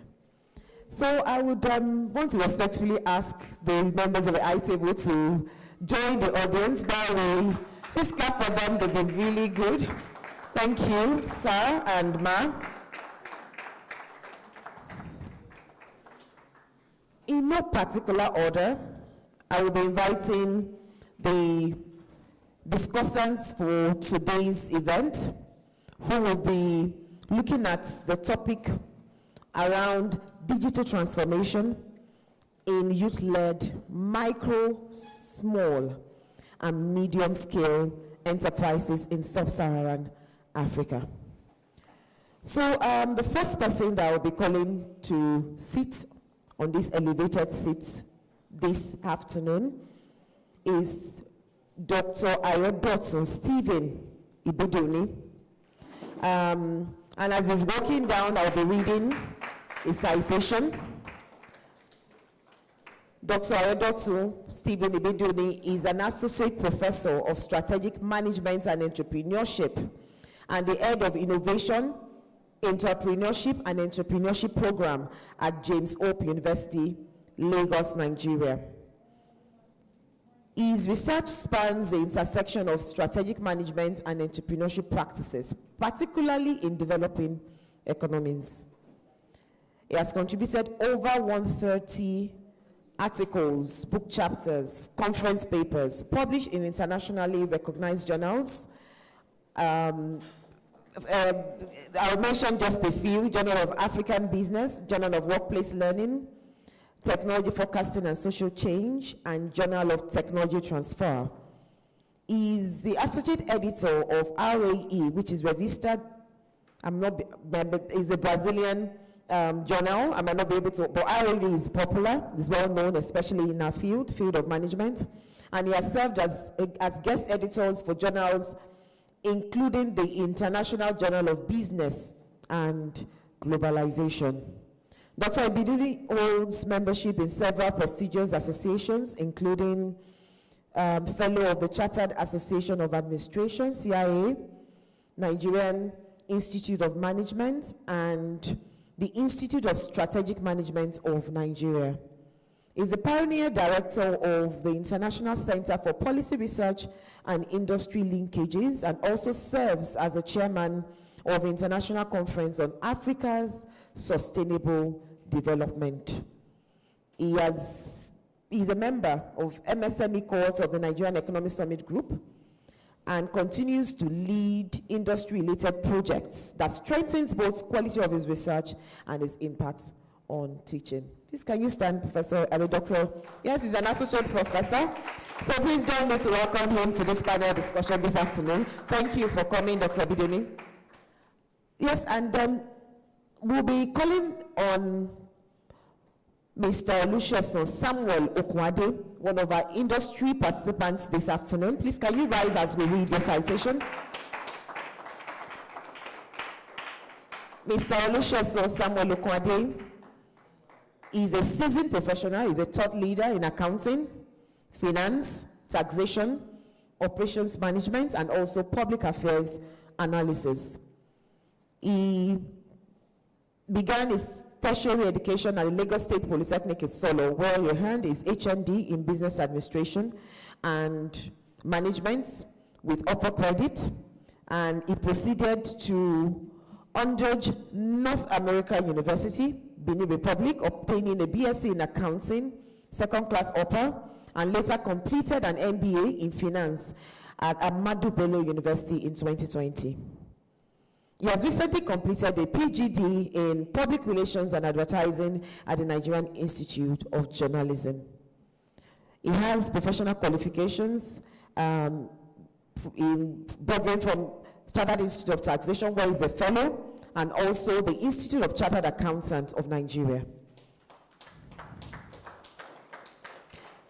Mr. Okwade has worked in several organizations, his career spanning from the banking industry, where he works in Zenith International Bank, PLC, And he also plays a prominent role in the developing of the online prepayment vending system for PHCN Ecozone, where that technology was used in deploying metering to cash services. So it's somebody we need to hold tight to this afternoon. So he's a committed philanthropist. He partners with NGOs to give back to society. He's a chartered member of the Rotary Club of Eco Heights, and he has held several executive roles within the ICANN, Ikeja, and District Society. So, ladies and gentlemen, before I round up the citation of Mr. Akwade, I'm sure he will want me to emphasize this. He's a devoted Christian. He has undertaken a pilgrimage to Jerusalem in 2015. And he has served in various capacities in Foursquare Gospel Church. He's currently worshiping at RCCG Solid Rock Parish, Ojudu. He enjoys playing golf, networking and traveling, and is happily married with children. Once again, we warmly welcome you, Mr. Olusegun Samuel Okwade, to today's discussion. Next, we'll be inviting Dr. Akiyemi Ajibola. Dr. Akiyemi Ajibola.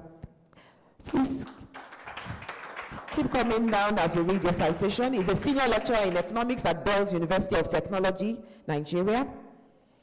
He holds a PhD in economics from University of Lagos, our great University of Lagos, where his research examined energy consumption, environmental quality, and health outcomes in Africa.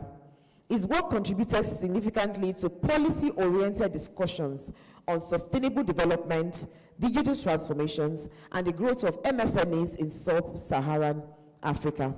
Dr. Ajibola is a lead consultant at Ferrach Consults, and is an academic also, and he served as a research, which is an academic, the consulting firm is an academic and research advisory firm. He has also served as the head of department at Bells University of Technology, where he led strategic academic reforms, including digital transformation of teaching and learning systems, especially during the COVID-19 pandemic.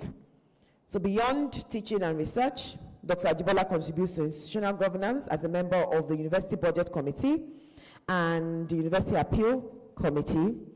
He has served as a faculty advisor for the Chartered Financial Analyst CFA program, supporting students' development in finance, investment, and analytical competencies. It's published in several reputable international journals and also local journals, and is a member of the Nigerian Economic Society and a senior research fellow at the Center for Economic Policy and Development Research in Nigeria. So once again, ladies and gentlemen, please help me welcome warmly Dr. Akiyemi Ajibola. I've been throwing out my searchlights to find Dr. Collins Obo. Is here. Okay. So please let's welcome our very own Dr. Collins Sankey Obo.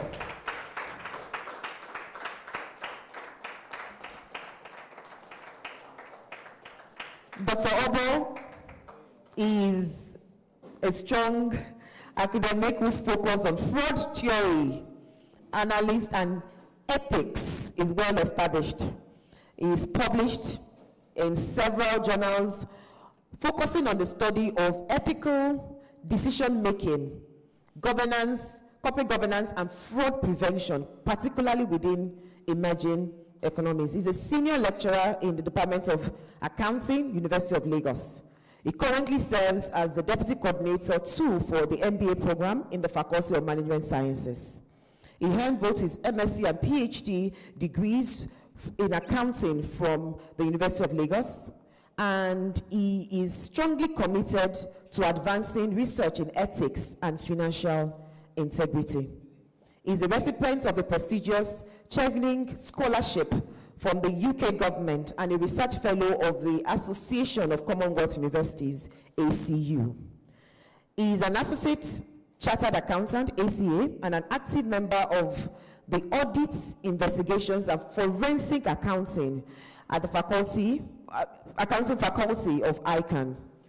His research, like I said, mentioned earlier, is widely published in international recognized journals and case study collections, including Journal of Accounting in Emerging Economies, Emerald, Journal of Financial Reporting and Accounting, Emerald, Africa Journal of Management, Taylor and Francis, and Future Business Journal, Elsevier. He's also a journal reviewer for Elsevier, Emerald, Sage, Springer, and Taylor and Francis. I expect us to clap for him, providing invaluable insights into ethical conduct and professional accountability. He has served, as editors in various journals, reputable journals. One of them currently is the Global Journal of Accounting, and also he has served as an editorial board member of Babcock University Business School Abstracts Book Review.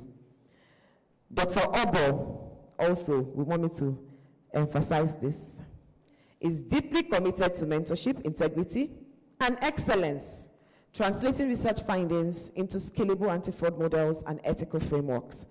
Above all, is a devoted disciple of Jesus Christ, whose faith inspires all of his research innovations and professional contributions. So once again, welcome with me to this panel discussion this afternoon, Dr. Collins Sankey. Over.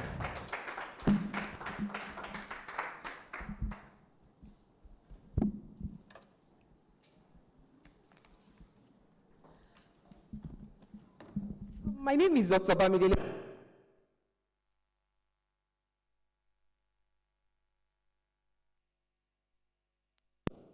Here in University of Lagos, and I'll be moderating this session where we have these experts both from the academia and also from the industry. Is digitalization the same thing as internet usage? And I'll be throwing these questions to, don't say because you are sitting next to me, but you will be starting the discussion. So I give you the mic. Okay. Thank you so much, Dr. Bamidele Oshinawa. Let me start again by saying a very big thank you to Dr. Obibiemi for the invitation to be here today. I count it a big privilege. And let me also thank the Dean of the faculty, who was my external examiner when I was head of Department of Business Administration at Chrisland University for 3 years, so we worked very closely together. He made a lot of things very easy and seamless for me, and to acknowledge everyone. And again, the keynote, the keynote speaker was my PhD supervisor. So you can see why she keeps, kept coming back again and again. Fantastic woman. Yep. So straight to the point, digitalization and internet usage. Well, maybe we rather look at something like internet is rather broad, right? So digitalization is part of the internet thing. So maybe we want to rather look at digitalization and digitization, where you think about digitization as converting analog into more digital form. For example, you've got these notes right here in written form. It's analog. And so the moment you try to type this out in a computer system, what you are doing is digitization, right? Or if you just simply take a picture of this and upload it on an internet component, that's digitization.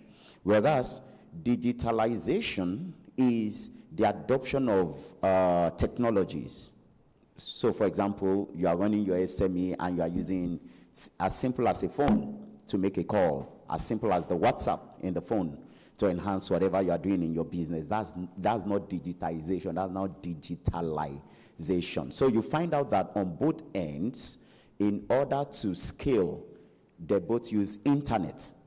So internet is the cover body for all of these things. Thank you very much. Before you drop the mic, I wanted to, sort of like provide insight into how entrepreneurs, particularly youth-led MSMEs, can deploy or, or can leverage on technological advancements in ways that can genuinely transform their business operations and performance?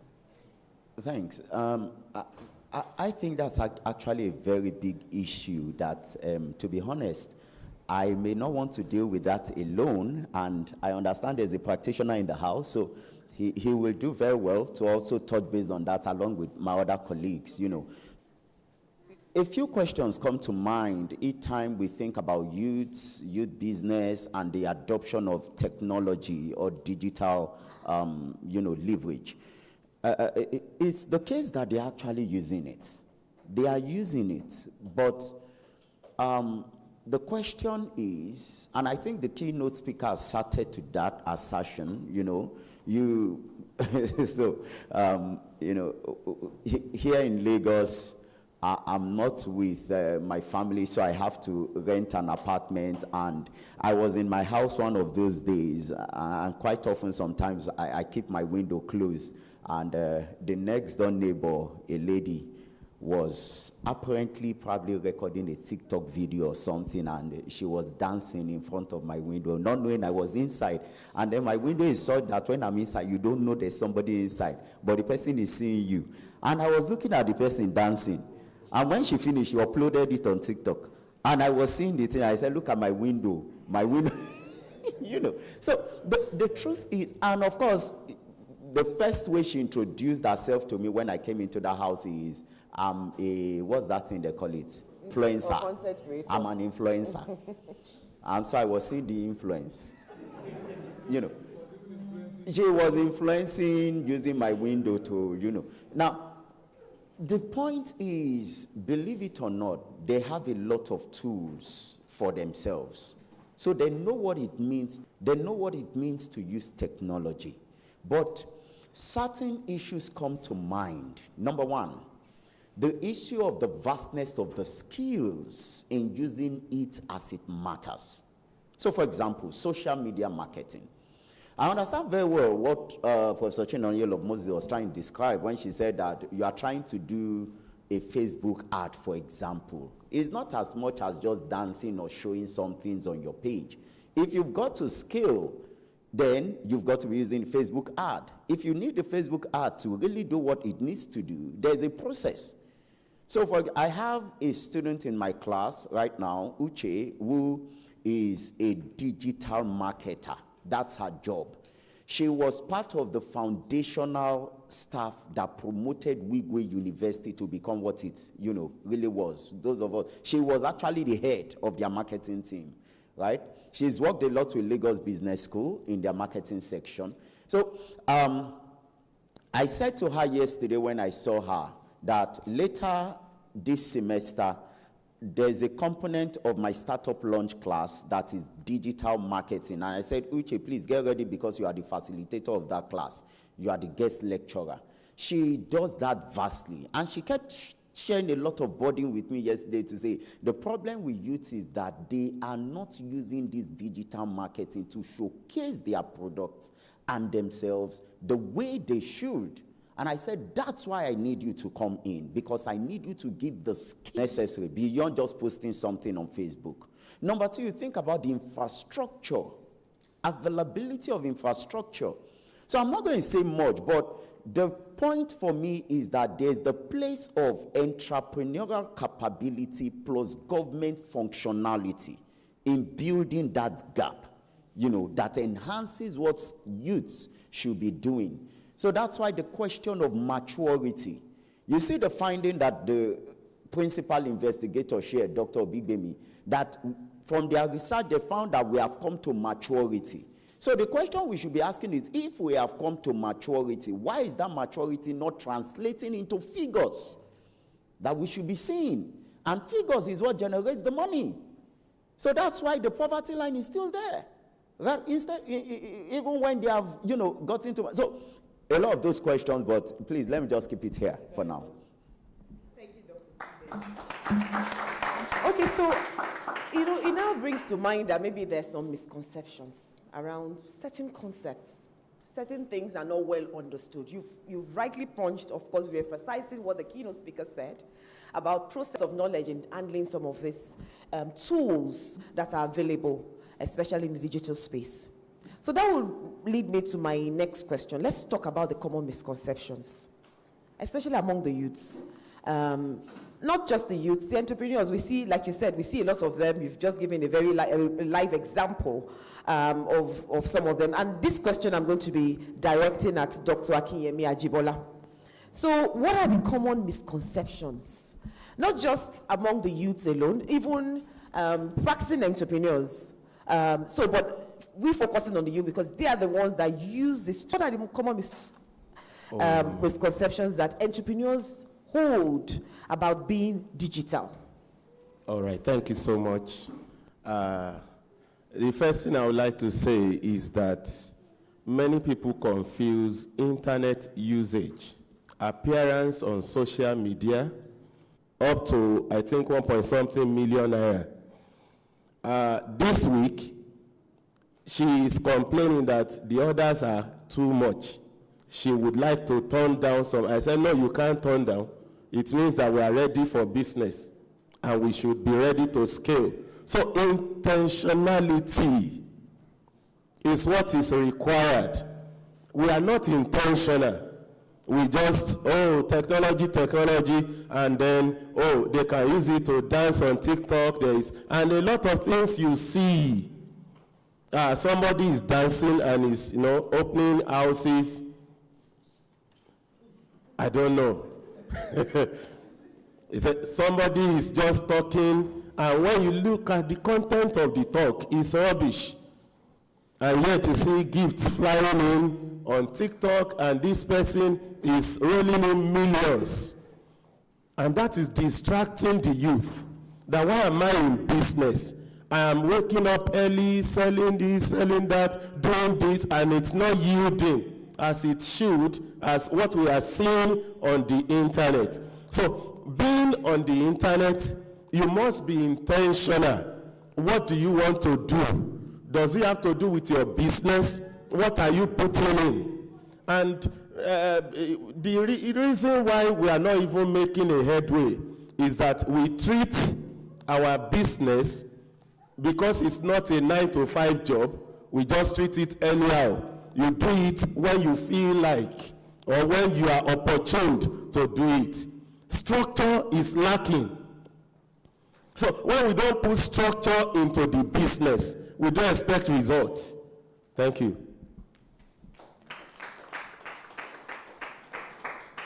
I hope our youths are listening. Especially, that live example that you gave about the intentionality around the use of digital tools, especially in their own family, for the family business that they run. Now that, leads me, to this question that was also was drawn up by the convener in terms of we identifying some of the challenges of digitalization. And to be honest, I would want Dr. Lucius Samuel Okwade to start with that question, and also Dr. Yes, you want to say something to us, what he said? Yes. Is it around, please, you have to also, yes, you also have to draw, or, you're going to also start off that question, because, yes, there's digitalization. We're talking about digitalization now. But we are also trying to identify some of the challenges, because, yes, around micro enterprises, most of these sole proprietorship, one-man businesses, most of these youth-owned businesses are usually around being micro or single-owned. So we want to also talk about some of the challenges that they face. Thank you. I may not speak directly to that now. I'm just trying to also lend my voice to what Dr. Ajibola said.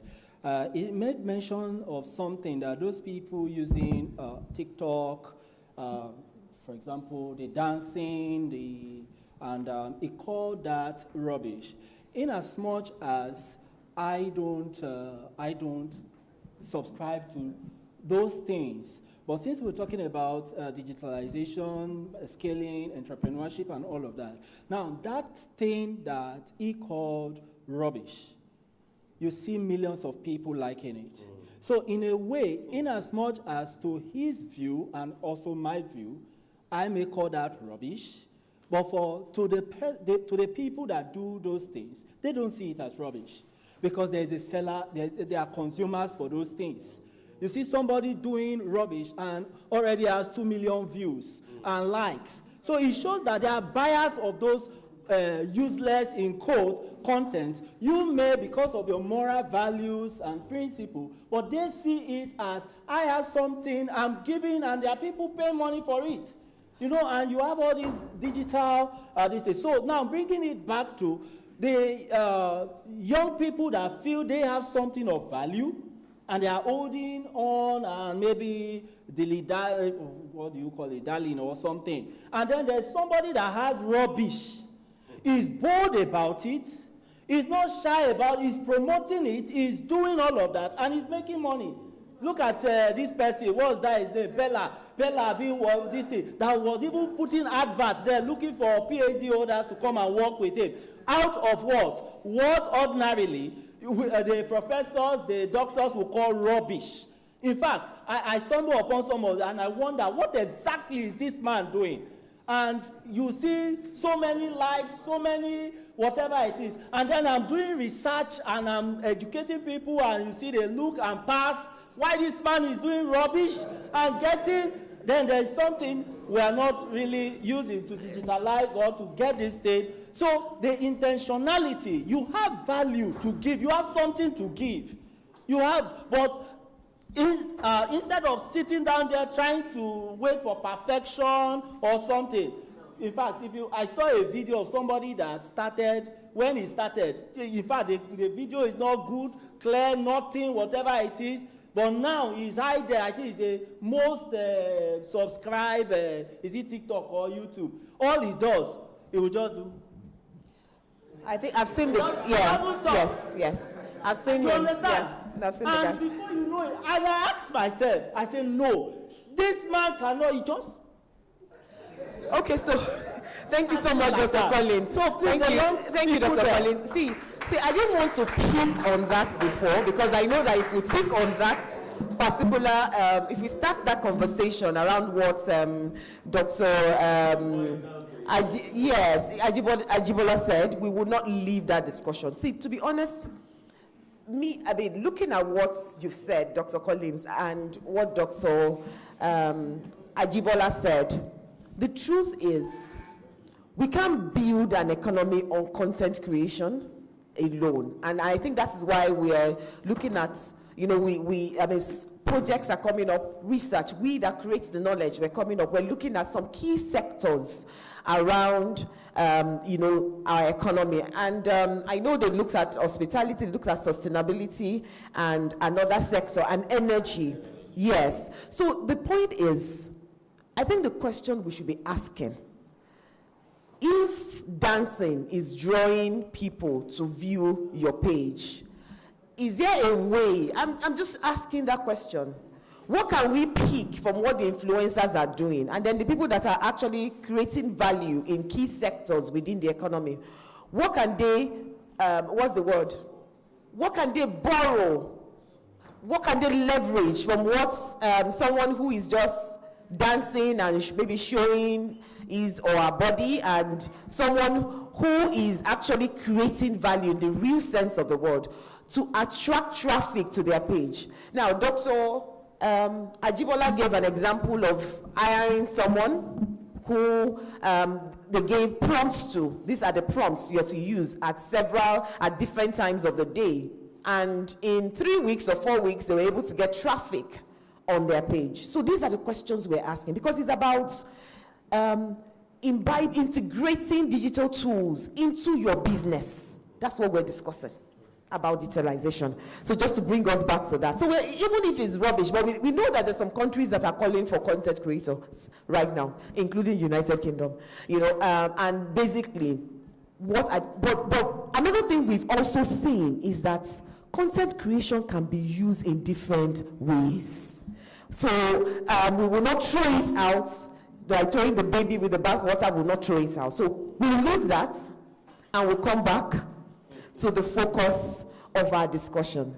So we're now saying, yes, the challenges, yes. Content creators are actually in a sector, the creatives industry. Yes.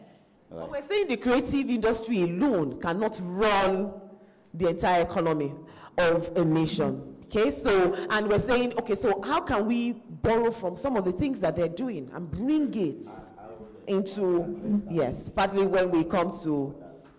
Because that's something that is, again and again, I've tried to answer, but I'm not going to answer now. Don't worry, don't give me the mic.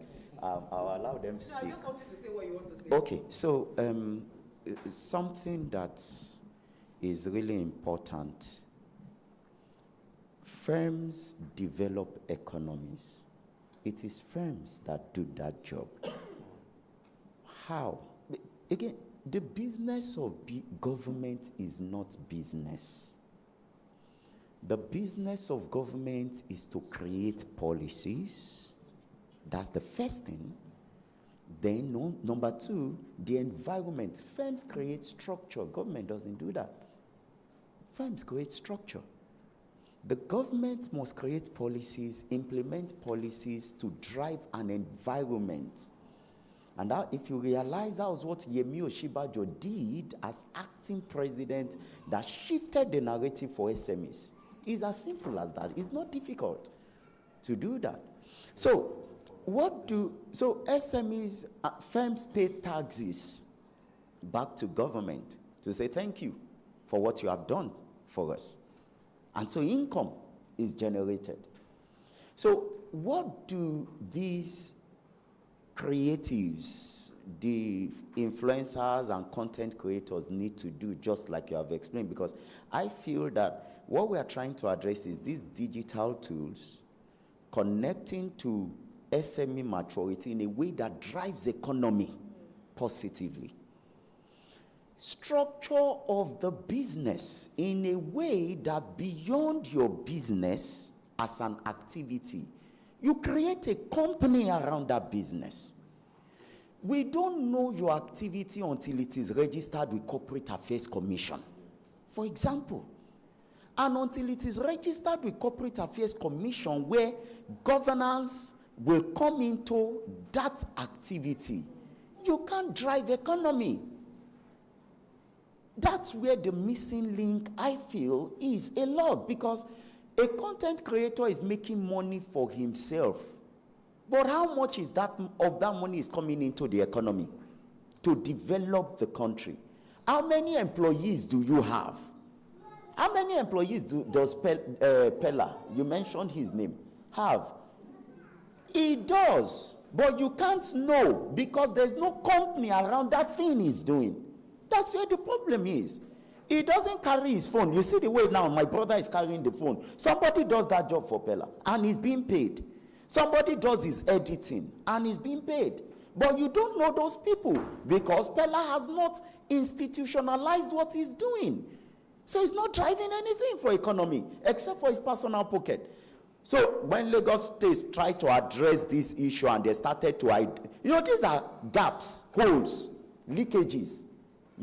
You accountants do that a lot. Now, so when Lagos State wanted to block these gaps, they billed him some huge amount of tax. The guy shouted. But he didn't understand why he should be paying that kind of tax. But why should he understand? When you have not made him to understand, Pella, go ahead to make sure there is a company. And be talking to the company, not the individual. That's a particular huge misconception that I think that we still continue to deal with until we formalize informal organizations. In this way, we will not address a huge gap. Thank you. See, this my panelists, members of this one, they keep dragging us to different topics. Because see, if you want to start talking about this one now, whether the informal businesses are contributing anything to our economy. I know I want to drag, we have economists amongst us. Because the truth is, if we want to drag, so maybe we would ask one of the economists, Dr. Dr. Ajibade, am I correct? Ajibola, sorry. Maybe you will just talk in 1 minute, because he touched on a very important aspect. Because, and whether we want to, we might want to shy away from what he has said, or we might want to quickly punch it on the head. Because the fact is that most of our youth-led micro enterprises are in the informal sector. Yes. So do we want to say we want to ignore that aspect and move on? Should we? Maybe we should not. So let's Dr. Ajibola answer the question. We shouldn't. The fact is that as MSMEs, as you wake up daily, you must see your business moving towards formalization. Why? There are so many benefits you cannot enjoy if your business is still in the informal sector. In as much as you are contributing to the economy because you are helping to reduce the poverty level by providing jobs for people in the informal sector. But you must be formalized. Why? So many benefits you cannot enjoy without formalization. For instance, my wife's business, we got access to a grant. Why? Because of formalization. Because there is an existing record. Because there is something to show. Without formalization, you won't have access to such grants. A lot of grant opportunities are out there. You cannot enjoy it without formalization. Thank you. Thank you very much. Thank you. So maybe we'll just quickly move on a bit. We need to move, the train forward a bit. So, and I'm going to be going to Mr. Okwade, Mr. Samuel Okwade, on the issue of taxation. In fact, if we want to talk about taxation in Nigeria right now, I'm sure that a lot of people will draw daggers on from several points. Even some of us, we thought that our taxes will go down, but our taxes has actually increased. Our personal income tax has increased. Now, not to now talk of, the formal businesses, the micro enterprise, micro, small and medium actually that we're talking, the MSMEs in the formal sector who are within the tax net of the government. Now, from your practical insights, sir, how significant do you think double taxation is, especially when you're looking at the Nigerian business environment? And even as you're answering that question, and I know I'm going to bring in Dr. Adediro and also Dr. Collins into the discussion on addressing the strategies that our regulators, I know that the new tax bill and the law is still unfolding, but let's even focus on your own practical insights on how double taxation is real.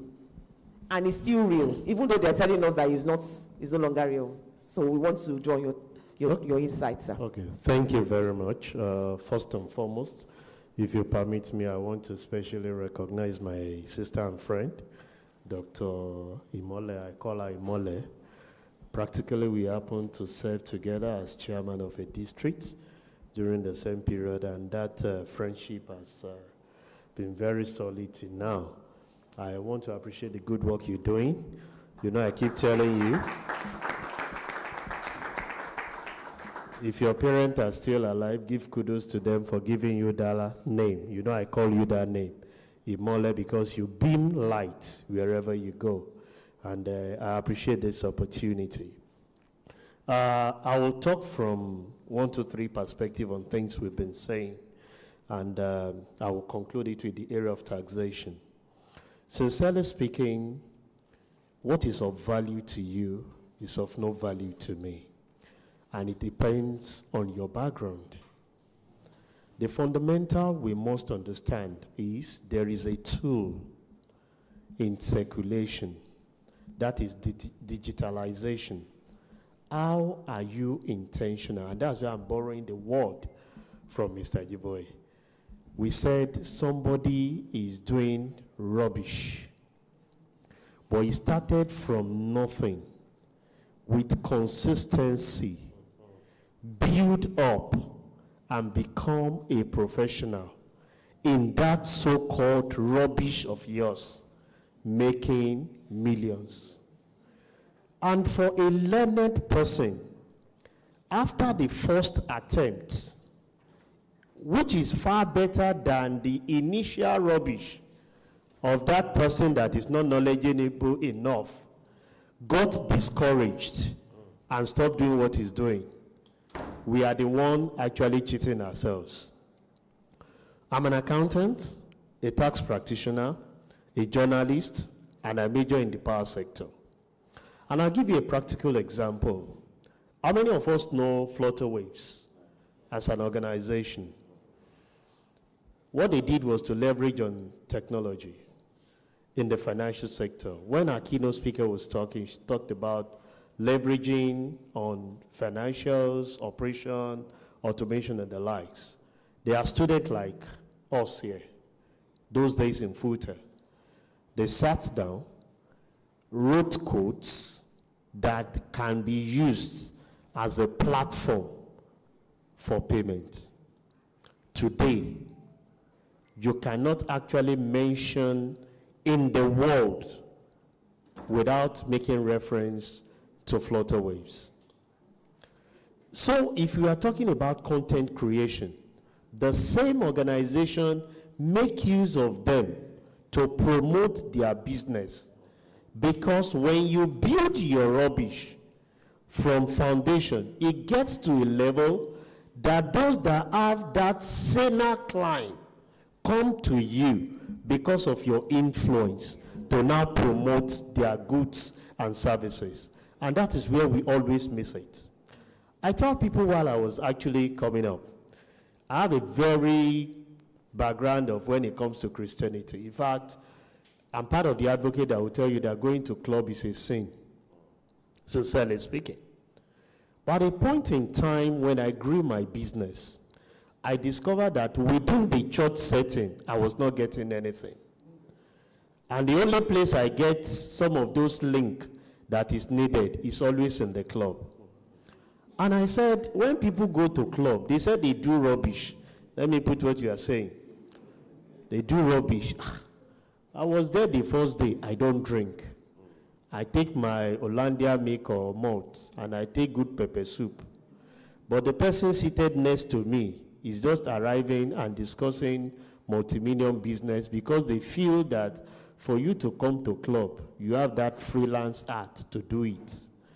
And there, engagement started. I'm going back to that opposite of saying some of the things we call rubbish. Because my foundation was in the Apostolic Church, where those things are referred to as sin. You are actually in the world. So, going back to that, you have engagement with people. They know you for something. Even though they would not invite you to drink, to smoke, the way they are doing, but they know you for a value. What is the value that you are placing on yourself in the midst of so many things? So many of us that count ourselves to add value, in the midst of temptation, fail ourselves, not even the people. So I keep telling every young generation, and I tell parents, there are things that are inherent in this younger generation that you don't discourage. That person that you're saying was doing and is making millions. By the time Mr. Adibola wants to promote the wife of the business of the wife, and is looking for an influencer with over 5 million, it is that boy they will go to. They will not go to the one that is actually saying, you see, I want to tell you the ideal things of life is this, and he starts speaking English. As a matter of fact, who grammar pay? We are not discouraging that formal education is not good. But at the same time, when you get to that space, there are a lot of things you can correct and bring proper shape to it. And that will now take me to taxation. I want to give kudos to my friend, Taiwo Yedele, who has suddenly promoted we tax practitioners recently. Everywhere I go to is taxes. As a matter of fact, before coming here this morning, I was at New Central, and we're actually talking about the filing that was supposed to end today, which a lot of people. So practically the last 3 months has been about tax. And I want to tell you, structures are actually coming in. Let me tell you one basic truth. When Taiwo-led committee initiated the move of this tax reform, fiscalization, the people that does rubbish was actually the one that confused the learned people like you and I. And they were the first set of targets. The content, the pillars, and his clique. How? Making so much money via the social media content without having a give back into the society. And what Taiwo did was, it's simple. We are going to make sure that everybody is responsible by paying taxes. And they said, no, that same pillar, because I suddenly saw people that became tax professionals without entering into the four walls of school. They want to pick money from my account. They want to debit my account. They want to place lien. Even we that we have gone to school, we got confused because they are the major player leading us that is supposed to provide direction to them. So what we keep saying is that the formalization we are asking of, by the end of, by second week in April, when everybody that is supposed to make returns has made their returns, you will see a different story. Nobody tells you to formalize your business. As a matter of fact, for MSMEs, we have a window that creates an opportunity for them to grow their business. Because once your business is having a turnover of less than 100 million, you are exempt from paying taxes. Do you know what we call 100 million? Government is not crazy about that. They are intentional in growing the economy. But there is a responsibility on you, which there is still a gap on the part of those that claim they are making the money. You must have proper documentation. You don't just come up and say, my business is now up to 100 million. Says who? It is when you are able to formalize and put those structures in place and present to the government that will be able to dictate whether you are exempted or you are tax liability. The informal sector will be a major, there's going to be a major shake. What do I mean? If you don't formalize your system, which you're advocating for, there is a 1% minimum tax that is a liability on you. So take, for example, you made less than 70 million. You have proper documentation of everything you have done, ordinarily submitted. You are exempted from paying tax. Company income tax, whatever tax they want to say, you are exempted from it. But here we are, when you have to make your return, there is no documentation to file for it, and you have done 70 million. Taxman come after you and draw your statement of account, which you don't have control over again, and place 1% on it. So you now see that someone that is supposed to be exempted from paying tax is now paying money, which automatically forces you to do what is right. Let me conclude by saying that for the younger generation that is here, I'm not a critic of saying what you are doing is wrong, what you are doing is right. You have a conscience. And I major in the power sector to say, what creativity do you have in you? I'm not a social media person, sincerely speaking. Even when I did my journalism course, I tried to shy away from it. But what I keep telling individuals is, in your small bits, what are you using digitalization to transform? In the power sector where I work from the profile you read, we initiated the issue of prepaid meter. So you can imagine the gap that was closed. Everybody is running after prepaid now, but those days when we are growing up, everybody, they come to your house, they take the meter reading, they give you a bill, you don't like to pay. But now, the little thing that has actually created that change is digitalization, which is now introducing digital process into the way your meter reads. Yeah. People are taking it beyond that now. We are going to the level that remotely, as is done in developed world, when we observe infraction, we can remotely, disconnect you from the source of the national grid. It is people that are sitting down creating that initiative. I provide a particular service for estates. We are telling the disco, don't go the route of running after people. Use the Pareto rule, 80-20. Concentrate on the people that can pay big. And we are the initiator of this idea of saying, go ahead and build based on transformers. Reason being that, leave the other business for small enterprise to now meter those people in that environment. And we've been doing this for a lot of estates. I'm telling you that people will tell you that work is not there. But when you sit down, this is power sector. If you go into the health sector, there is a lot to tap. And all we are using in driving what I'm actually saying in the power sector is digitalization. Situation where I have my clients across the nation, and I have not cited them for once. All I do is that you need meter in your estate. In Ilorin, I have like 2 hostels where we practically install meters there. The man was having problem of paying bills. We say, okay, you don't need to stress yourself now. Give everybody prepaid meters. Yeah. When they give them all prepaid meters, they're students, everybody buy their token and load the meter.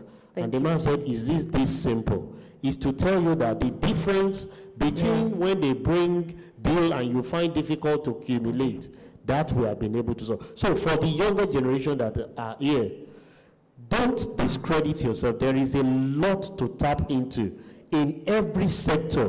What you need to do is, are you yourself ready? That's why I love your word. Intentionality about yourself to grow something and contribute to the bottom line. Thank you very much, Thank you. Everybody. One of the reasons why I didn't interrupt is because when you're talking about the power sector, everybody is interested. Especially, let me break it down, band A, band B, those of us paying band A, band B. Everybody, I want to know whether you're one of the culprits or saying you're the one that said they should split us into band A, band B. That was why I did not interrupt you. One of the reasons why I did not interrupt you. Thank you. Yes. With the issue of meter installation in your premises, I think the disco should have more headache than you having headache. Reason being that if I have a prepaid in my house and you don't supply me light, I'm not owing you any obligation to pay. But those days when there are no prepaid meter, whether you use, go and ask people in your streets that don't have meter are on band A. When they slam them estimated billing, their life will not remain the same again. I keep my comments to myself. But thank you very much for providing that, elaborate insights, and of course, still re-emphasizing the importance of digitalization, especially for the upcoming micro businesses. And of course, there's some key things that have been said even amongst our panelists for this particular segment. The importance of formalization of businesses, especially those businesses in the informal sector. I'm sure a lot of us are taking away, some private insights, some things that probably we wouldn't even have access, information we would never have access to for the next tax year for businesses that are still running in the informal sector. So I'm going to go to Dr. Adediro on the issue of, we're going to, move forward a bit and talk about, we've talked about double taxation, but that has not been anchored, really, because, and I want to ask the question in terms of looking from the angle of the academia. What can we do to bring in, especially people that are still having doubts? What can the researchers do from the angle of the academia? So I want to speak from that angle, sir. All right, thank you so much, the moderator. I want to appreciate Dr. Obigbemi for this platform. Thank you so much. Please, before I go to that question, please allow me to say something about this, our young men and women in the house. I think we are owing them, I'm talking about my generation now, because we have not really dissected these people and understand their issues. And because we have not understood their issues, we are unable to provide long-lasting solution. You know, I give us instance, you know, this generation or crop of youth that we have nowadays, they don't want to read. I don't know, but they want to make money. So we need to sit down and understand them from that angle. I teach what students will call, you know, complex courses, you know, quantitative courses in my school across all levels, talking about econometrics, for instance, among others. And I will see in the face of these children, these students, that they are bored. What they are interested in is the application of all these things, and now they can make money. While we were in the universities in the 90s, many of us, you know, we lack these basic amenities and, you know, we struggle to, but now that we are adults and parents, we are still living in the past. And so it's difficult for us to carry these youth along, and we cannot hand over to them, you know, appropriately, because we still don't trust them. So what should we do? So that's why we need to, you know, mentor them more and, you know, see things from their own angle, using the word, you know, empathy now. Until we look at things from their own angle, we will not prefer, you know, long-lasting solution. So using Dr. Adeola, we should be intentional. Something surprised me, you know, among my children is a particular one that will always tell me that I don't like reading. I said, why? I said, I just don't like reading. But just leave me with my laptop, this and that. And I said, no, you must read. So I was always pursuing him up and down. But this just yesterday, the GC results came out, and he passed everything, except for one. That I said, I mean, why he had been telling me, said, that was walkover. I said, walkover, what? And when I checked the results yesterday, up till now, I've not even told him what he got. Because I've been looking for a way to manage the boy, so that I will not lose my respect as a father. You understand? Because I've always told him that the way out is to read physics, chemistry, you read 6-8 hours every day. So, I don't know, I'm throwing up a challenge that those of us that are adults, there are global issues. We want to meet up with SDGs, 2030, which is just a few years away from now. We need these children, we need these youth. So what we can do is for us to mentor them appropriately, to look at things from their own angle. Otherwise, we are going to lose them. I teach, and coordinate 200 level EDS in my school, and of course, I'm in economics, by the way, but I'm being seconded to, that department, and I enjoy it. And so, this is what I've been doing for years. But this recently, I adopted a strategy that I'm not going to be teaching for 2 hours or allow anybody to teach for 2 hours. I will only teach for 1 hour or 1 hour, 20 minutes. They will allow the remaining minutes, I will allow the students to come and tell us what they have been doing with what we have been teaching them. And lo and behold, you see these children coming up with wonderful concepts, because by school we encourage students to register their businesses, and even though many of them have not registered their business, but if you see a kind of money these guys are making on e-commerce, e-marketing, and when you sample them and ask about their CGPA, somebody telling you it's on 4.9, somebody is on 4.5, 4.8, and somebody in engineering, a girl in engineering at 4.8, and is making money like somebody who is in this admin. And these are people that have not even left the university. So what is the emphasis now on you having distinction? When they are already making the money using this digital, which we or us the parents, we are still, largely lagging. I think we need to, then to talk about the issue of tax. Tax is global. Everywhere I don't know, except we are being political about it. The same set of people who paid, 26% in Germany, paid at something percent in UK and other countries will tell you that, this 15-20% they are paying, or they are being asked to pay in Nigeria, is too high.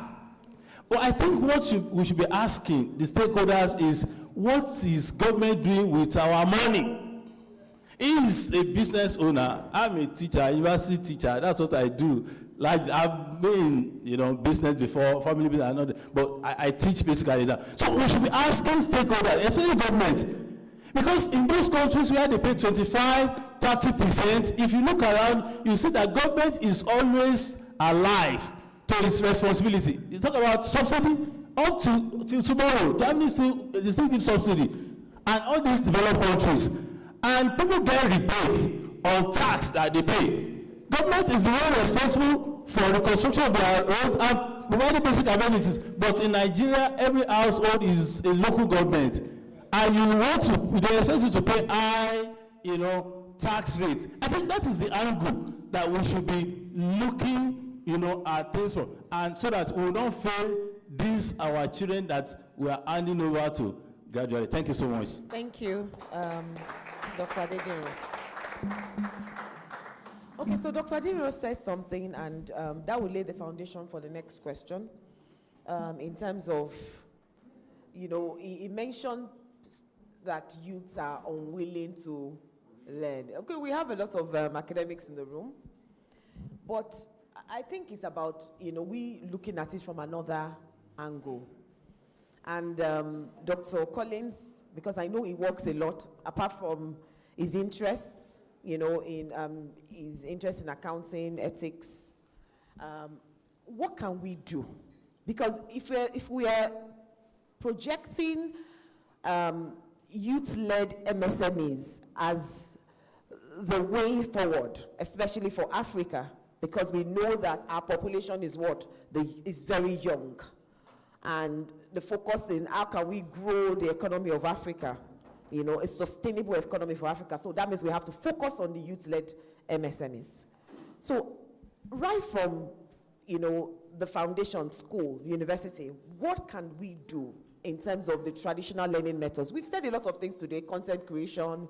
We've said some things that, okay, I know that Dr. Ajibola called it rubbish, and people kept coming back to that and intentionality.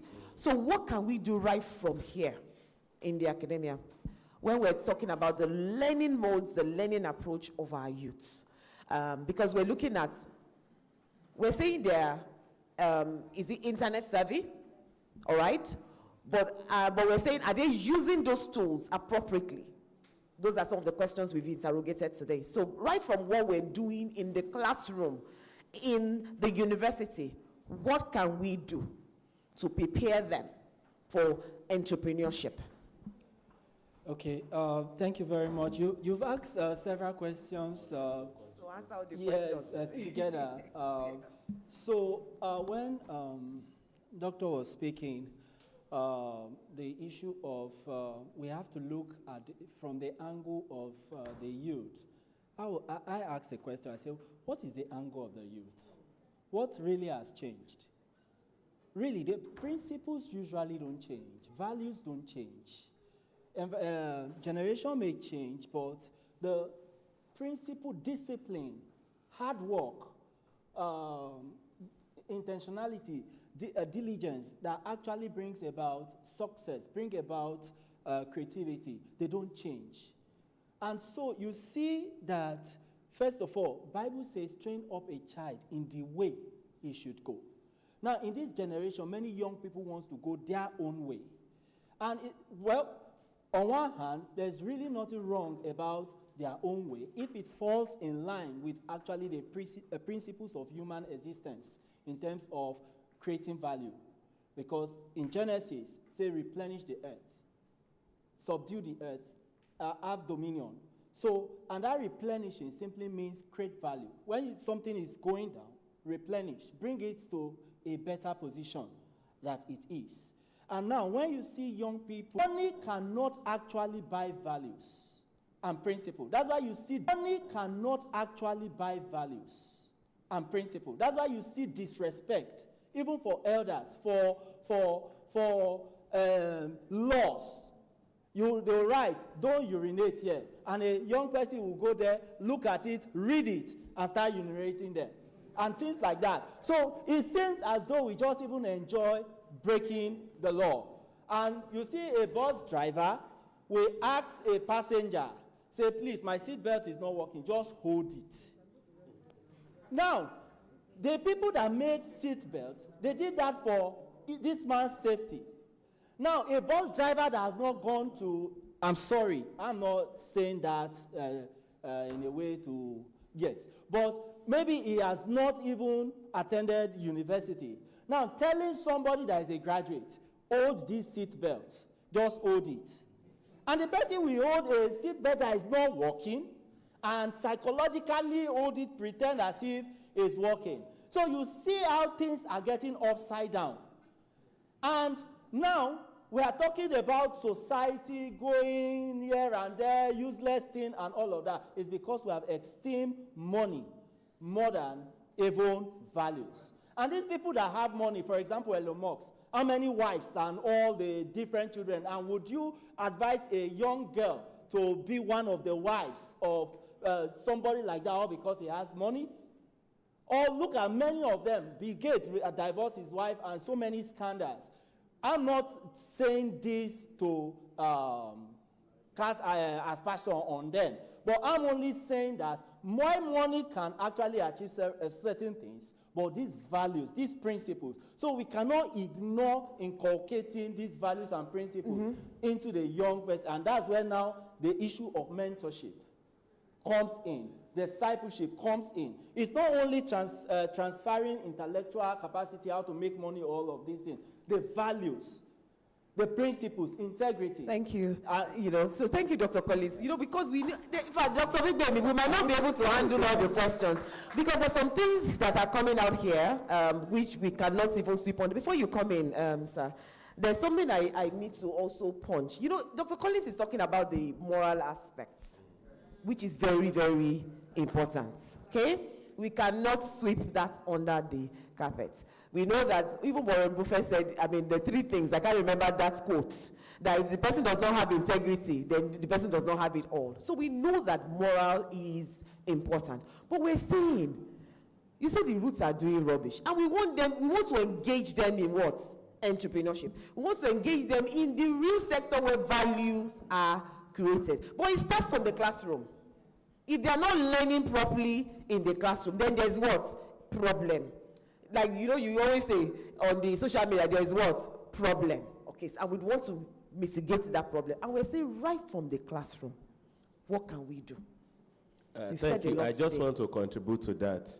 That right from the classroom, we can sustain their interest using technology. Technology is what are they doing on the phone? Technology, right? We sustain their interest with technology. I remember it's not technology, they are doing entertainment. It's part of it, man. Like, I remember like 3 or 4 years ago, I taught a course, Development Economics. I gave them a textbook to Darrow and Smith. Very voluminous textbook. I now divided them into groups. I said, you are taking this topic. What did I ask them to do? Go and record a video. Summarize that chapter. Find a serene environment. Then post this on social media. The person with the highest like will get the highest mark for the assignment. They were so all about. They say Mr. Ajibola said, I was not a doctor then. Mr. Ajibola said we should do this. They saw them in everyone recording videos. They were interested. They passed very well in the course. Not because I gave them mark, but because that action alone drove them to read the content. instance, recently I taught a JUPEP student, and I entered their class. I said, how many of you knows how to use Classroom LM? We don't know how to use it. What? I introduced them to it.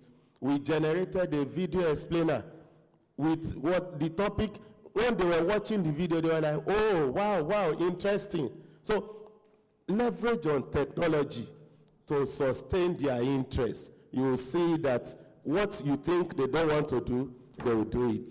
Sorry, in that entertainment, so almost every one of us, right from childhood, you see, like my children, for example. You, Dr. Collins, how did you come across that man that does not, the mute guy? How did you come across him?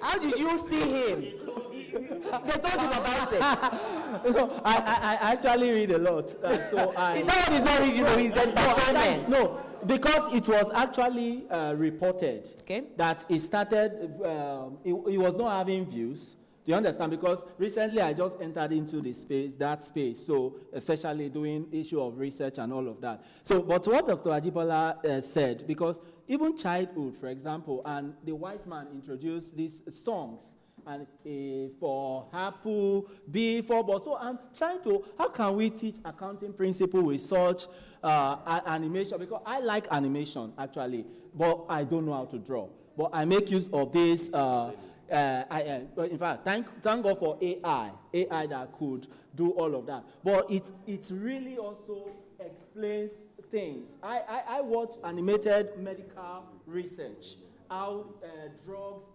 interact with them. In fact, I developed medical research interest in medicine. I just say, let me wait and be a professor in accounting before I focus, because if I go into medical research, I will not be promoted ahead, something like that. But what got my interest was those animated videos. So if we can use that also, it will help the young. But I want to say something so that I don't skip it. Now, like he said, that the young people don't read. And it's not just only young people, and business people especially. Now, this is an academic environment. Let's just take 10 years back. If you go to the university library, you see a lot of research projects. And for many, doing projects, research is to solve problems.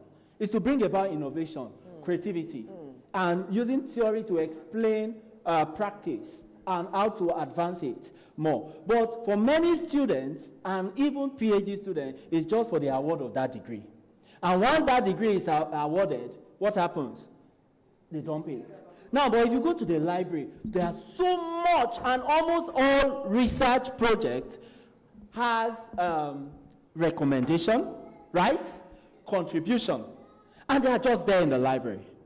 So if somebody goes there, for example, and say, I want to go into this business, you will see a lot of research projects that students, undergraduate, masters, PhD lecturers themselves have done. And if you go through the recommendation, because they have every research, you see statement of the problem, identify a problem, and that research is actually conducted to solve that problem.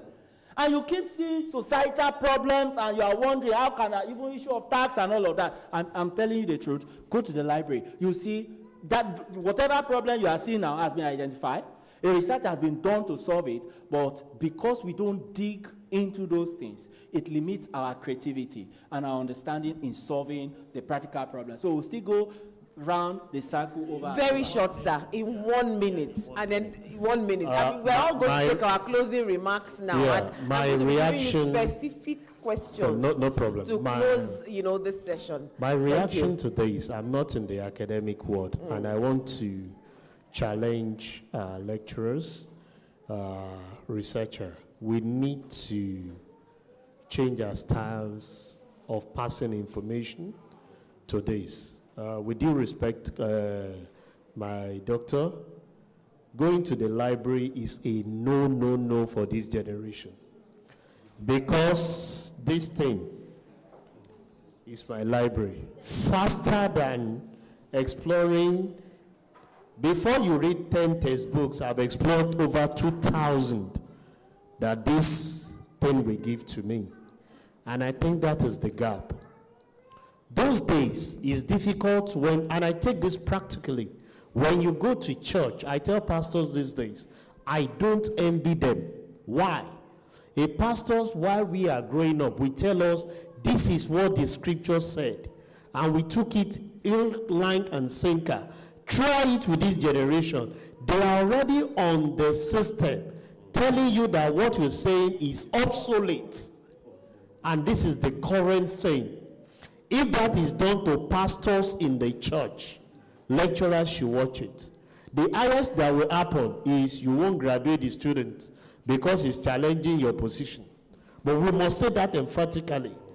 The era where with this you have over 2,000 ideas to tap into. So let's start seeing how we can explore that area. Like he said, engage them in things that will interest them, rather than odd way of we doing it. Thank you. Can I just quickly take it up from where you stopped? Yeah, because, and I'm going to be very practical with examples on this issue. I'm sorry, I'm an academic, but I'm not a conventional one. And that's something that has really worked for me. In fact, I'm more comfortable when you call me Stephen or Dotun than you call Doctor, Professor. See, those things are just titles, and let's just be real with each other. Dr. Shugo was... Dr. Adediran. Yes, Dr. Shugo Adediran was with me in the entrepreneurship team when I was at Covenant University. Were you at the 500 level team? No, that was Uzo, Augusta, and the rest of them, yeah. So when I became the coordinator of the 500 team, the first message I got was, these guys are engineers, they are restless, they don't listen to you, they disrespect you. I said, yeah, those are the folks I'm looking for, because we're able to talk and we create things together. So I went to Stephen Oluwatobi, who was the director of entrepreneurship at the time. I said, look, I don't like the way you guys are examining entrepreneurship here. Is that what do I mean? I said, how do you make an entrepreneur by asking him what is entrepreneurship? I said, so how does that create entrepreneurship? 5 skills of an entrepreneurship, list and explain. So how does that make the person an entrepreneur? I said, look, let's start creating products. And that's what you make an entrepreneur. And I said, I'm going to change my own examination. My examination is going to be based on the products that you create. That was the year in Covenant University where product creation became entrepreneurship model. So my students created solar-powered bags. I said, what's the meaning of this? They said, yeah, because they noticed that a lot of people in Otta work on the island, then they live in Otta. So before they travel from Otta to the island, the phone that has charged overnight is almost dead. So they are going to plug this. And then when they are coming at night, their emails are coming into their phones, calls are coming in, but their phone is already dead. So they are on the move and they are working. Fantastic. You're solving a problem. Then some other guy said that Makoko community, that there's a part of Makoko that is flooded, that they are going to do skyscraper container homes. I said, good, you're solving a problem. And they presented all these prototypes in class. When I got to Christian University, I left Covenant University after working for over 9 years there. And I got to Christian University and I said to the Vice Chancellor, Madam, if you want me to be Director of Entrepreneurship, we are not going to be writing anything. My students are creating products. The Vice Chancellor said, do whatever you want to do, just help us move forward. And so what happened in Christian University is that we started doing sustainability entrepreneurship. With that, I won a grant of $3,000. I bidded for $5,000. They gave me $3,000. I said, fine, good, with Ashesi University, international grant. Then Christian University suddenly moved up. First of all, Christian University began to show up in the National Enterprise Challenge. Before then, they were never showing up. And to our amazement, Christian University submitted the highest ideas all over Southwestern universities. And that was how I became the chairman of entrepreneurship directors in universities in Southwest, up till today. So the point is, how do you make learning sensible? Students, I don't like to talk about the idea of students are not ready to read. It's not about reading. You can be reading and you are not learning. The question is, are students ready to learn? If the answer is yes, how do we make them learn? Presently, I drawn as head of innovation and entrepreneurship. I have a student that has started a chip business. This student is actually the one that controls Niger all over the island. In my business model class, this guy says, sir, what you are saying is blowing my head. Bet Niger is somebody's business. I want to start my own. And he started his chip business. And then we got to a point where the chip business, after it has started, he said, sir, we need to move to the next level now. I need 15 million naira. Then we did a fundraising class together. We analyzed all the fundraising measures. And then we said, bank, I don't have toying. Bank, no. Venture capitalist, I said, except you also want to die early. I don't want hypertension. I said, no. Then we looked for angel investors. We listed 6 persons. Within 2 days, we got 15 million naira. Simple. How do you make... Tony came and he said, this thing is working. I said, how won't it work? When knowledge is practical, it works. Then BC started Cable. Cable is an online rental platform. So we are doing knowledge that is creating the thing. And the model of thesis that we are doing in James Hope University now is, you have a choice. Either you do thesis that is going to be produced as a book, and your book will be published, or you create a product, and that is your thesis. You get your MSc and you go, and that's what learning, and that's what China is doing. Simple. Thank you very much, Dr. Stephen. I'll take that as your closing remark. Thank you very much. Now, he said something that is very important, and it's going to come to... The institutions, when we're talking about digital transformation now, how can the institutions also help us to ensure that we have these tools available in those classes? For example, I remember that when the Kahoot came out, during the COVID-19 period, when Kahoot came out, I think I tapped into Kahoot very early. And students like it whenever you are playing the games with them. I even tried to introduce that when I came in, to use that, and they like it. But meanwhile, because you are limited to the number of people you can, if you're not using a premium user, you cannot use it. But I see. Thank you. So how can the institution also help us to also integrate all these things so that it won't be just costly for the teachers too, or the lecturers too, whenever we're going to adopt this and apply it in our classroom teachings? Thank you very much, and God bless you. Thank you. So please help me get it. How can we get these tools available so that the teachers can use them? Okay, the next person. Okay, yeah. Thank you, sir. Please, a minute, please. Question. My question is not directly from this topic, but I would love to direct it to, I think, Dr. Oluwa Shogo, I think I'm right. Okay. Because I think yes, sir. But I think I heard something about like you major in tax and the like. So this is the question. I've seen this thing. I read it online and was attributed to Taiwo Oyedele. Yes. So this lady said something that this new tax reform, that in the face of this new tax law, it does not identify the kind of job you are doing. Like the legality of what you are doing. I've read it, and I've read it from a couple of people that in the face of this tax law, there's nothing like, this is the job I'm doing, whether it's legal or not. So first, I want you to help me verify that, whether that's actually true. And secondly, this is where my question comes in.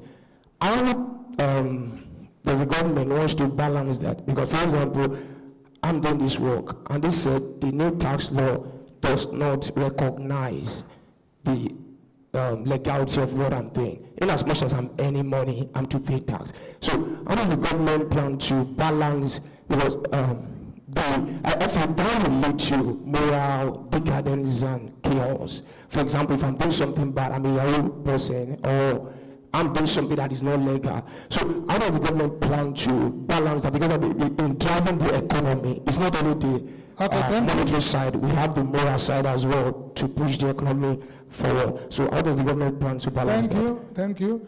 While the tax law appears not to understand, to distinguish between income from moral activities and income from moral activities. Whatever it is, I will tax. Is it okay? Okay, I'm going to give the next person.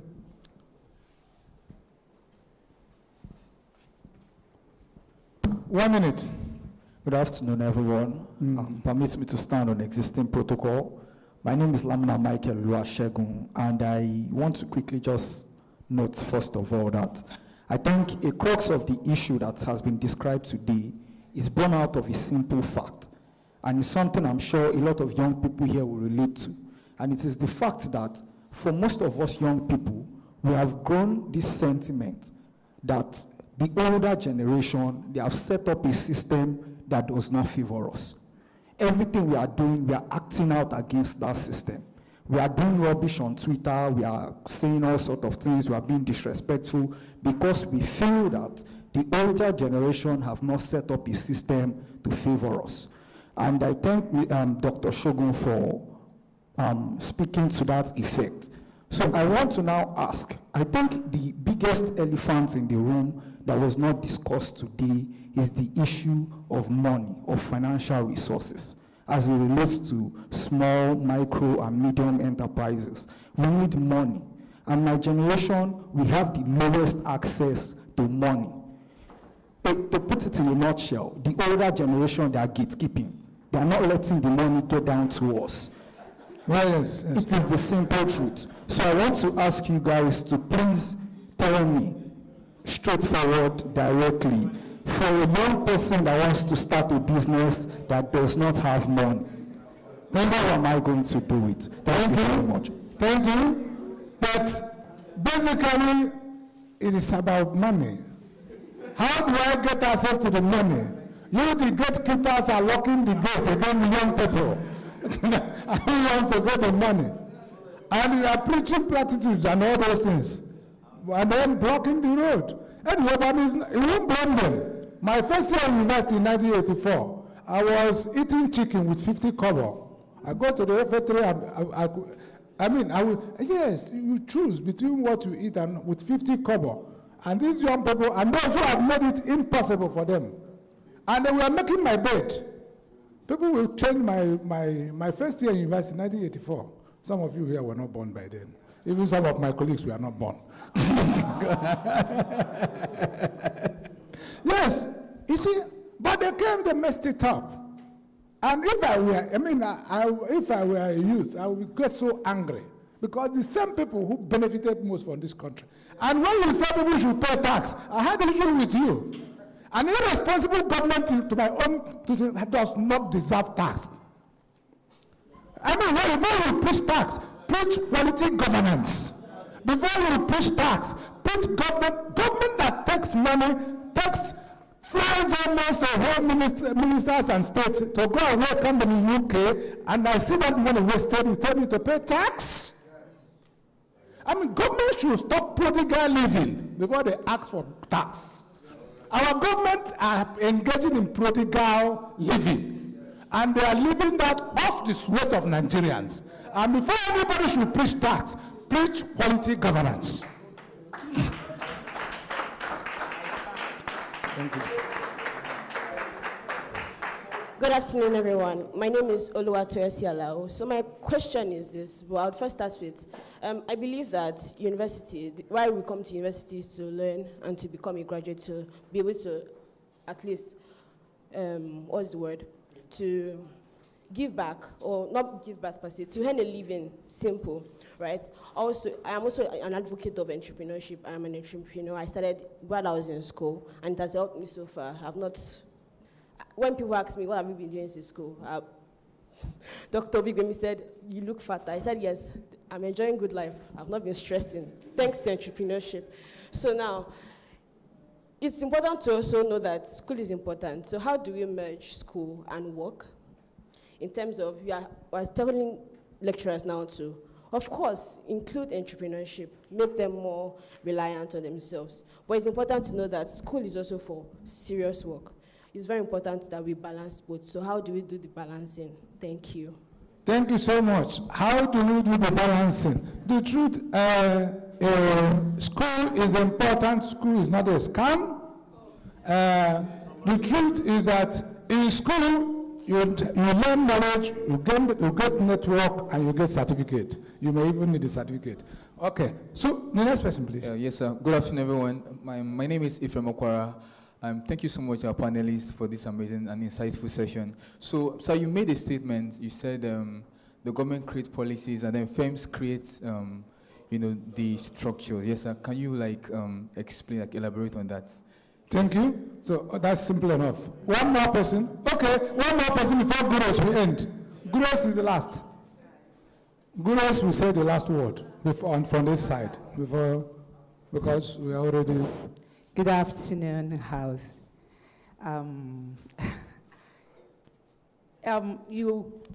You, Dr. Sir, you just took the word out of my mouth. The last statement you made that school is not a scam. That's the angle I was coming from. I was invited to talk to some people about financial management, and I looked at it. Why me?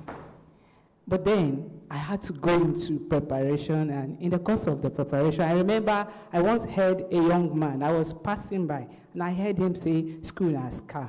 I said, what? School scam? No, the first time I heard that was in my own place. Somebody came to transact a business, and on phone, he was talking with another person, and he said, school is scam. It didn't really get to me, but that day when I was passing, and I heard it again from a more matured young man now, I stopped and I engaged the guy. Why did you say school and scam? And he explained, I'm a graduate and I had no job. I said, the school was a platform for you. I told him the education you received was a platform for you to become whatever you wish to become in life. And we became friends since then. Then now, while I was preparing for this other engagement, I tried to find out who are the richest people here in Nigeria. Let's even look at it. And I Googled it. And among the first 4, I looked into their lives. They are all educated people. You can Google it. They are all educated people, no single uneducated person among the first 4 that I looked at. So for all the students here, I congratulate you. Please keep it up. Stay focused on your education. You're on the right track, and you'll make it in life. I think I want to start there. Thank you. Yoruba people have the theory of Elei at Elei.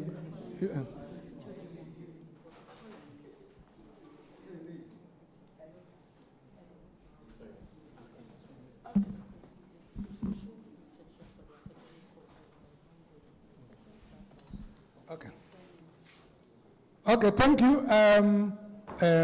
Please, I want to, our HOD needs to go and chair a session. Please, my HOD, please, just 1 minute. Give me 1 minute, please. Please, I want to invite my HOD, Professor Ojo Tusaya, to please come.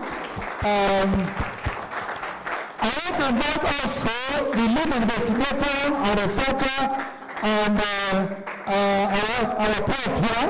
Please come and make a presentation to our HOD for this.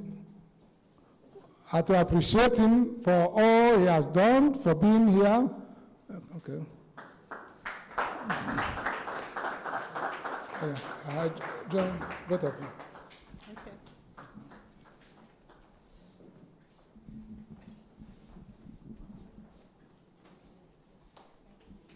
On behalf of the principal investigator, HOD sir, Professor Julius Olalekan Otunsanya, we humbly present this to you in recognition of all of the transformative works you've been doing, and we hope to see more work, sir.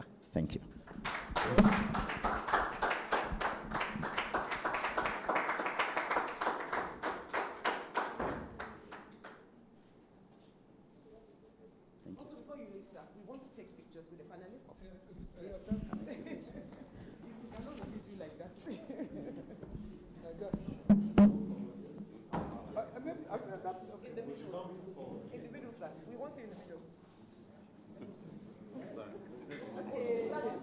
Oh, is this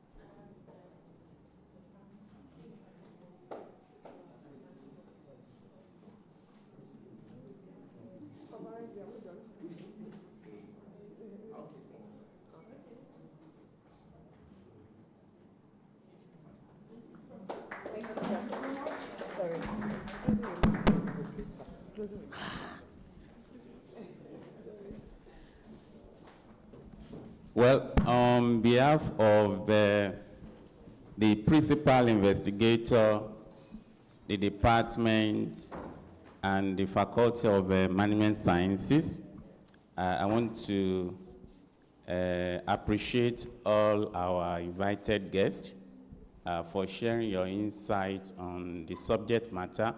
I'm sorry, I would have loved to stay to the end, but I'm also in another conference and I'm sharing a session. So that's why I wanted to take excuse to leave, but they are already waiting for me. So I want to appreciate you for taking time to be with us and for sharing your knowledge. We appreciate you, and we pray that the good Lord will take you back to your various destinations, and the good Lord will bless the work of your hands. And to all our other special guests, the sponsor, our students, and SMEs, owners among us, we've had a lot. I have a lot of reservations. I would have loved to share those, my personal insight, but time will not allow me to do that, so I will leave it for the house to do. So I appreciate all of you for coming, and we pray that the good Lord will continue to inspire our researchers, and of course to bring about future development in our nation. Thank you very much. Thank you, thank you. Can you turn it again for him? Thank you so much. Well, I'll make good rest, please. Good afternoon, everyone. And I would like to stand on existing protocol. As I said, I just want to contribute to the ongoing discussion. Initially, I was thinking that we are looking at digital transformation and maturity among micro, small, and medium enterprises generally. But during the course of the discussion, I saw that it was tailored towards the youth-led. And the truth is that the youth are on top of digitalization.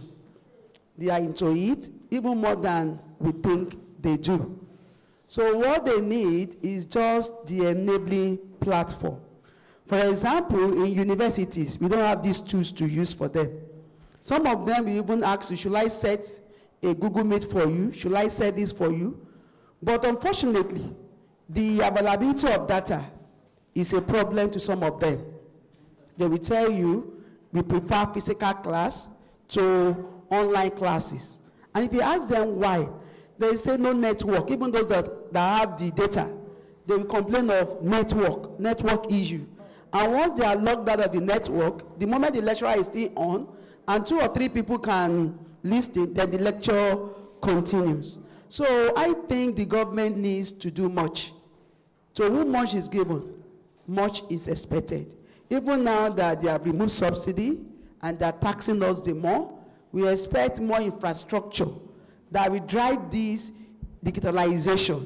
We expect more encouragement from the government, from the management of the institution. I can tell you that most lecturers do not have a touchscreen laptop. Some don't even have working laptop at all. At all. For example, the laptop I'm using that the school gave me is still iCore 3. When we're already in iCore 11.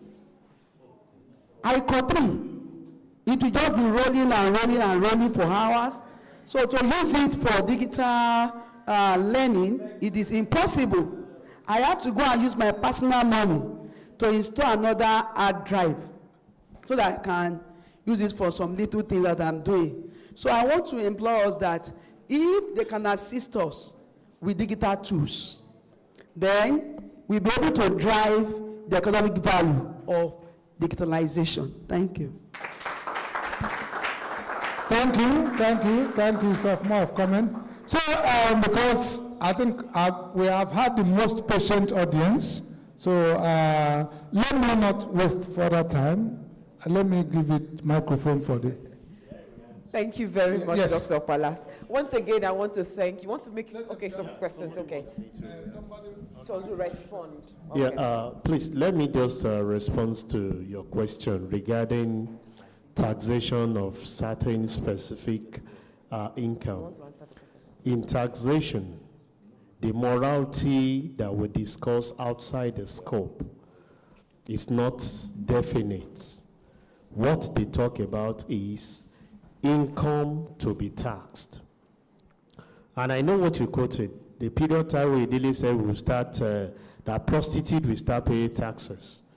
And people are like, what are you encouraging? But do you know some of these destitute, some of these prostitutes drive better cars than what we are saying? And the fact remains that they go off the road and oppress the other people. If the environment cannot checkmate the activity, we can't, or as a taxman, we are not talking of morality now, as a taxman, what we are entitled to is that you have an income, and every income must be taxed. Another set of people are saddled with the responsibility of discussing the morality. But as far as a taxman is concerned, we go to your account, we see money that you accrue by providing service. That money is not a gift, it's service. But we can come on this angle to say it is immoral. So for a taxman does not know. I want to read something that I got from one of Internal Revenue Service outside this country, and it was saying illegal activity, income from illegal activities such as money from illegal drugs must be included in your income schedule. That is not Nigeria. I'm talking outside the shore of the country. So for a taxman, he does not know what is moral, what is not, what is immoral. What he knows is that you earn an income, and income is derived by providing service to the other party, or you give value. The other person here, that's why a lot of people misconstrue him. But for him, he's a taxman, and that's the way he has actually been able to address that so that you recoup that into the system. So the other aspect of it is that we as citizens, when my guy reacted, I'm not speaking on behalf of the government that we should not pay tax. Mine is that it's a legal obligation. And what I have seen is that we have value failures in terms of our values. And why do I say this? A lot, and I mean it, I played within the space with some of these politicians. And I can tell you for free that a lot of people that were critics, speaking of morals, when they were given opportunity, were worse than the people that were criticizing, because we lack value. So most of the time when I go out and I see people saying, this government are this, this government are that, and as they let them give you opportunity now, people that spoke much more better than you will know where they are, because money tempts a lot of people. When they get in there, the same president that we have today spoke about a lot of things that we all thought that by now Nigeria will be El Dorado. But where are we? Because every leader that we have today was one time a follower. And we are just a product of what we are actually doing out there. So I tell a lot of people, know yourself as an individual. What do you want to become? And to my brother that was talking in the aspect of how do I get money? Money is everywhere. First conceive your idea. When you have the idea, there is money everywhere. There is money everywhere. If indeed there is no money in Nigeria, take advantage. I will encourage you, if you have opportunity, go to airports and be there from 9 a.m. to 5 p.m. International airport. Have the approval. You will see that it is we that we are traveling out. The foreigners are coming into the country. Are they daft? It's to tell you that most of the time, we don't prioritize what we have as things that can make out those money. Money is out there for everybody to make. Thank you.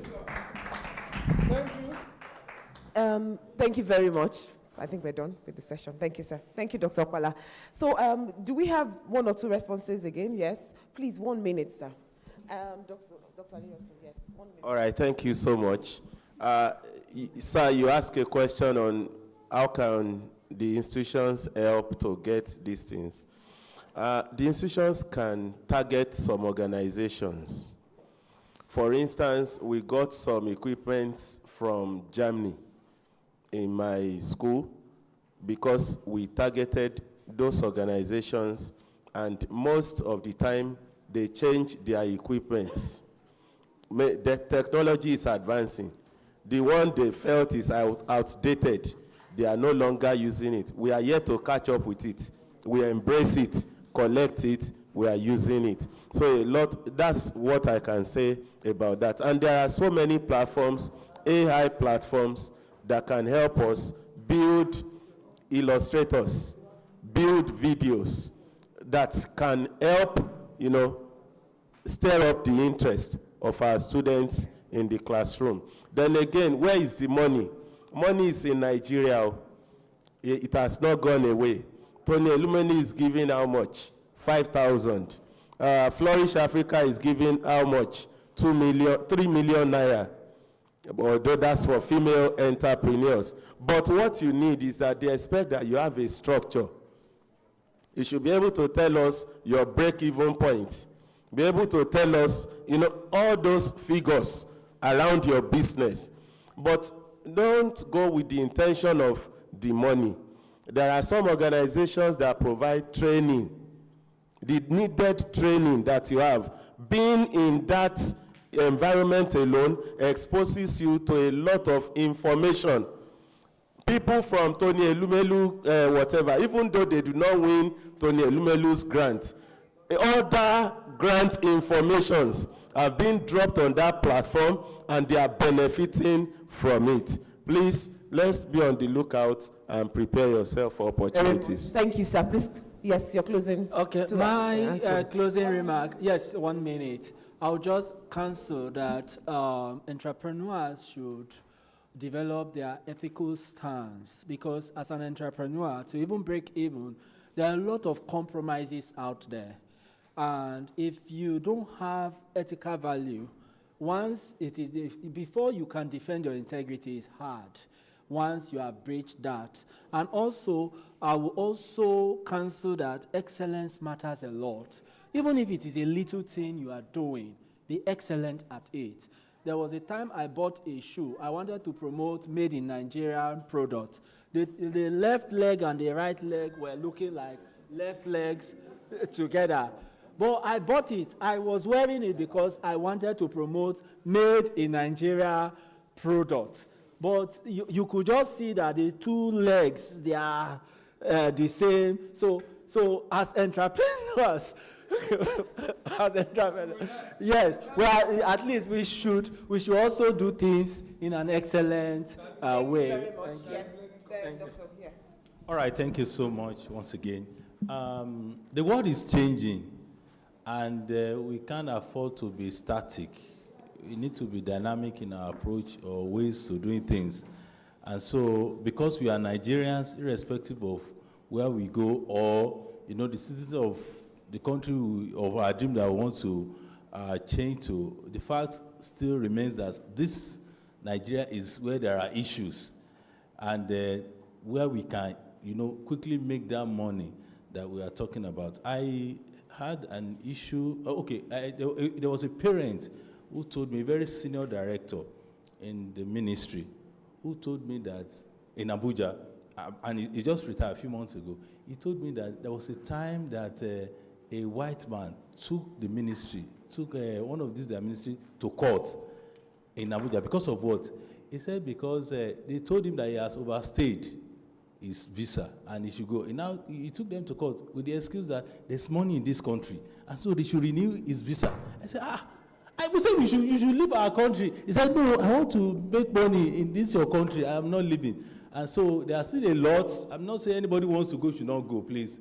But I'm just saying that there are opportunities, still flowing. God bless Nigeria. Okay. Thank you. So, Dr. Robertson, yeah. Yes, I think your question has been answered.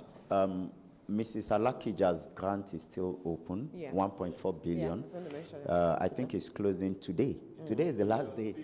It's for female. It's for female. Balancing these two things, you asked that question, right? Fantastic. Priority. Because the moment you're able to know priority, you know how to put your energy into what you really want. You know, that's very important. Yeah, that will come. Structure will come after you learn the priority. Thank you very much. Then Thanks. somebody about structure, you know, government creates the policies, firms put in place mechanisms, that's the structure that aligns with the processes that aligns with that structure. That's just the explanation for that. Thank you very much to our panelists. You know, so it's very important for us as entrepreneurs. We'll say, follow the problem. When you follow the problem, you get to where the money is. You know, look for where there is problem, solve the problem, and then you get the money. And take time to acquire the knowledge you need. There are tax laws, there's so many policies around. There's so many, like you said, networking. Put yourself in platforms where you can get what? Information. So on that note, we want to say a big thank you again to our panelists, Dr. Colin,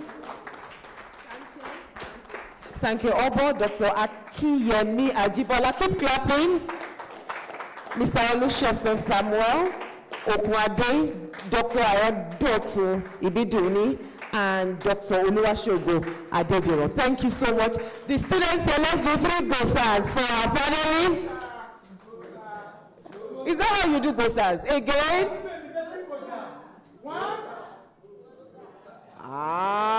Very weak. So let's stand up, please. Where is Mr. Okwade? We need to, you know, take a group picture, and then we would give out our flags to our panelists. Please, you're going to help us with the flag. Yeah. Okay. So, let me also invite the principal investigator to please come. Let's present our plaques. Principal investigator, please come.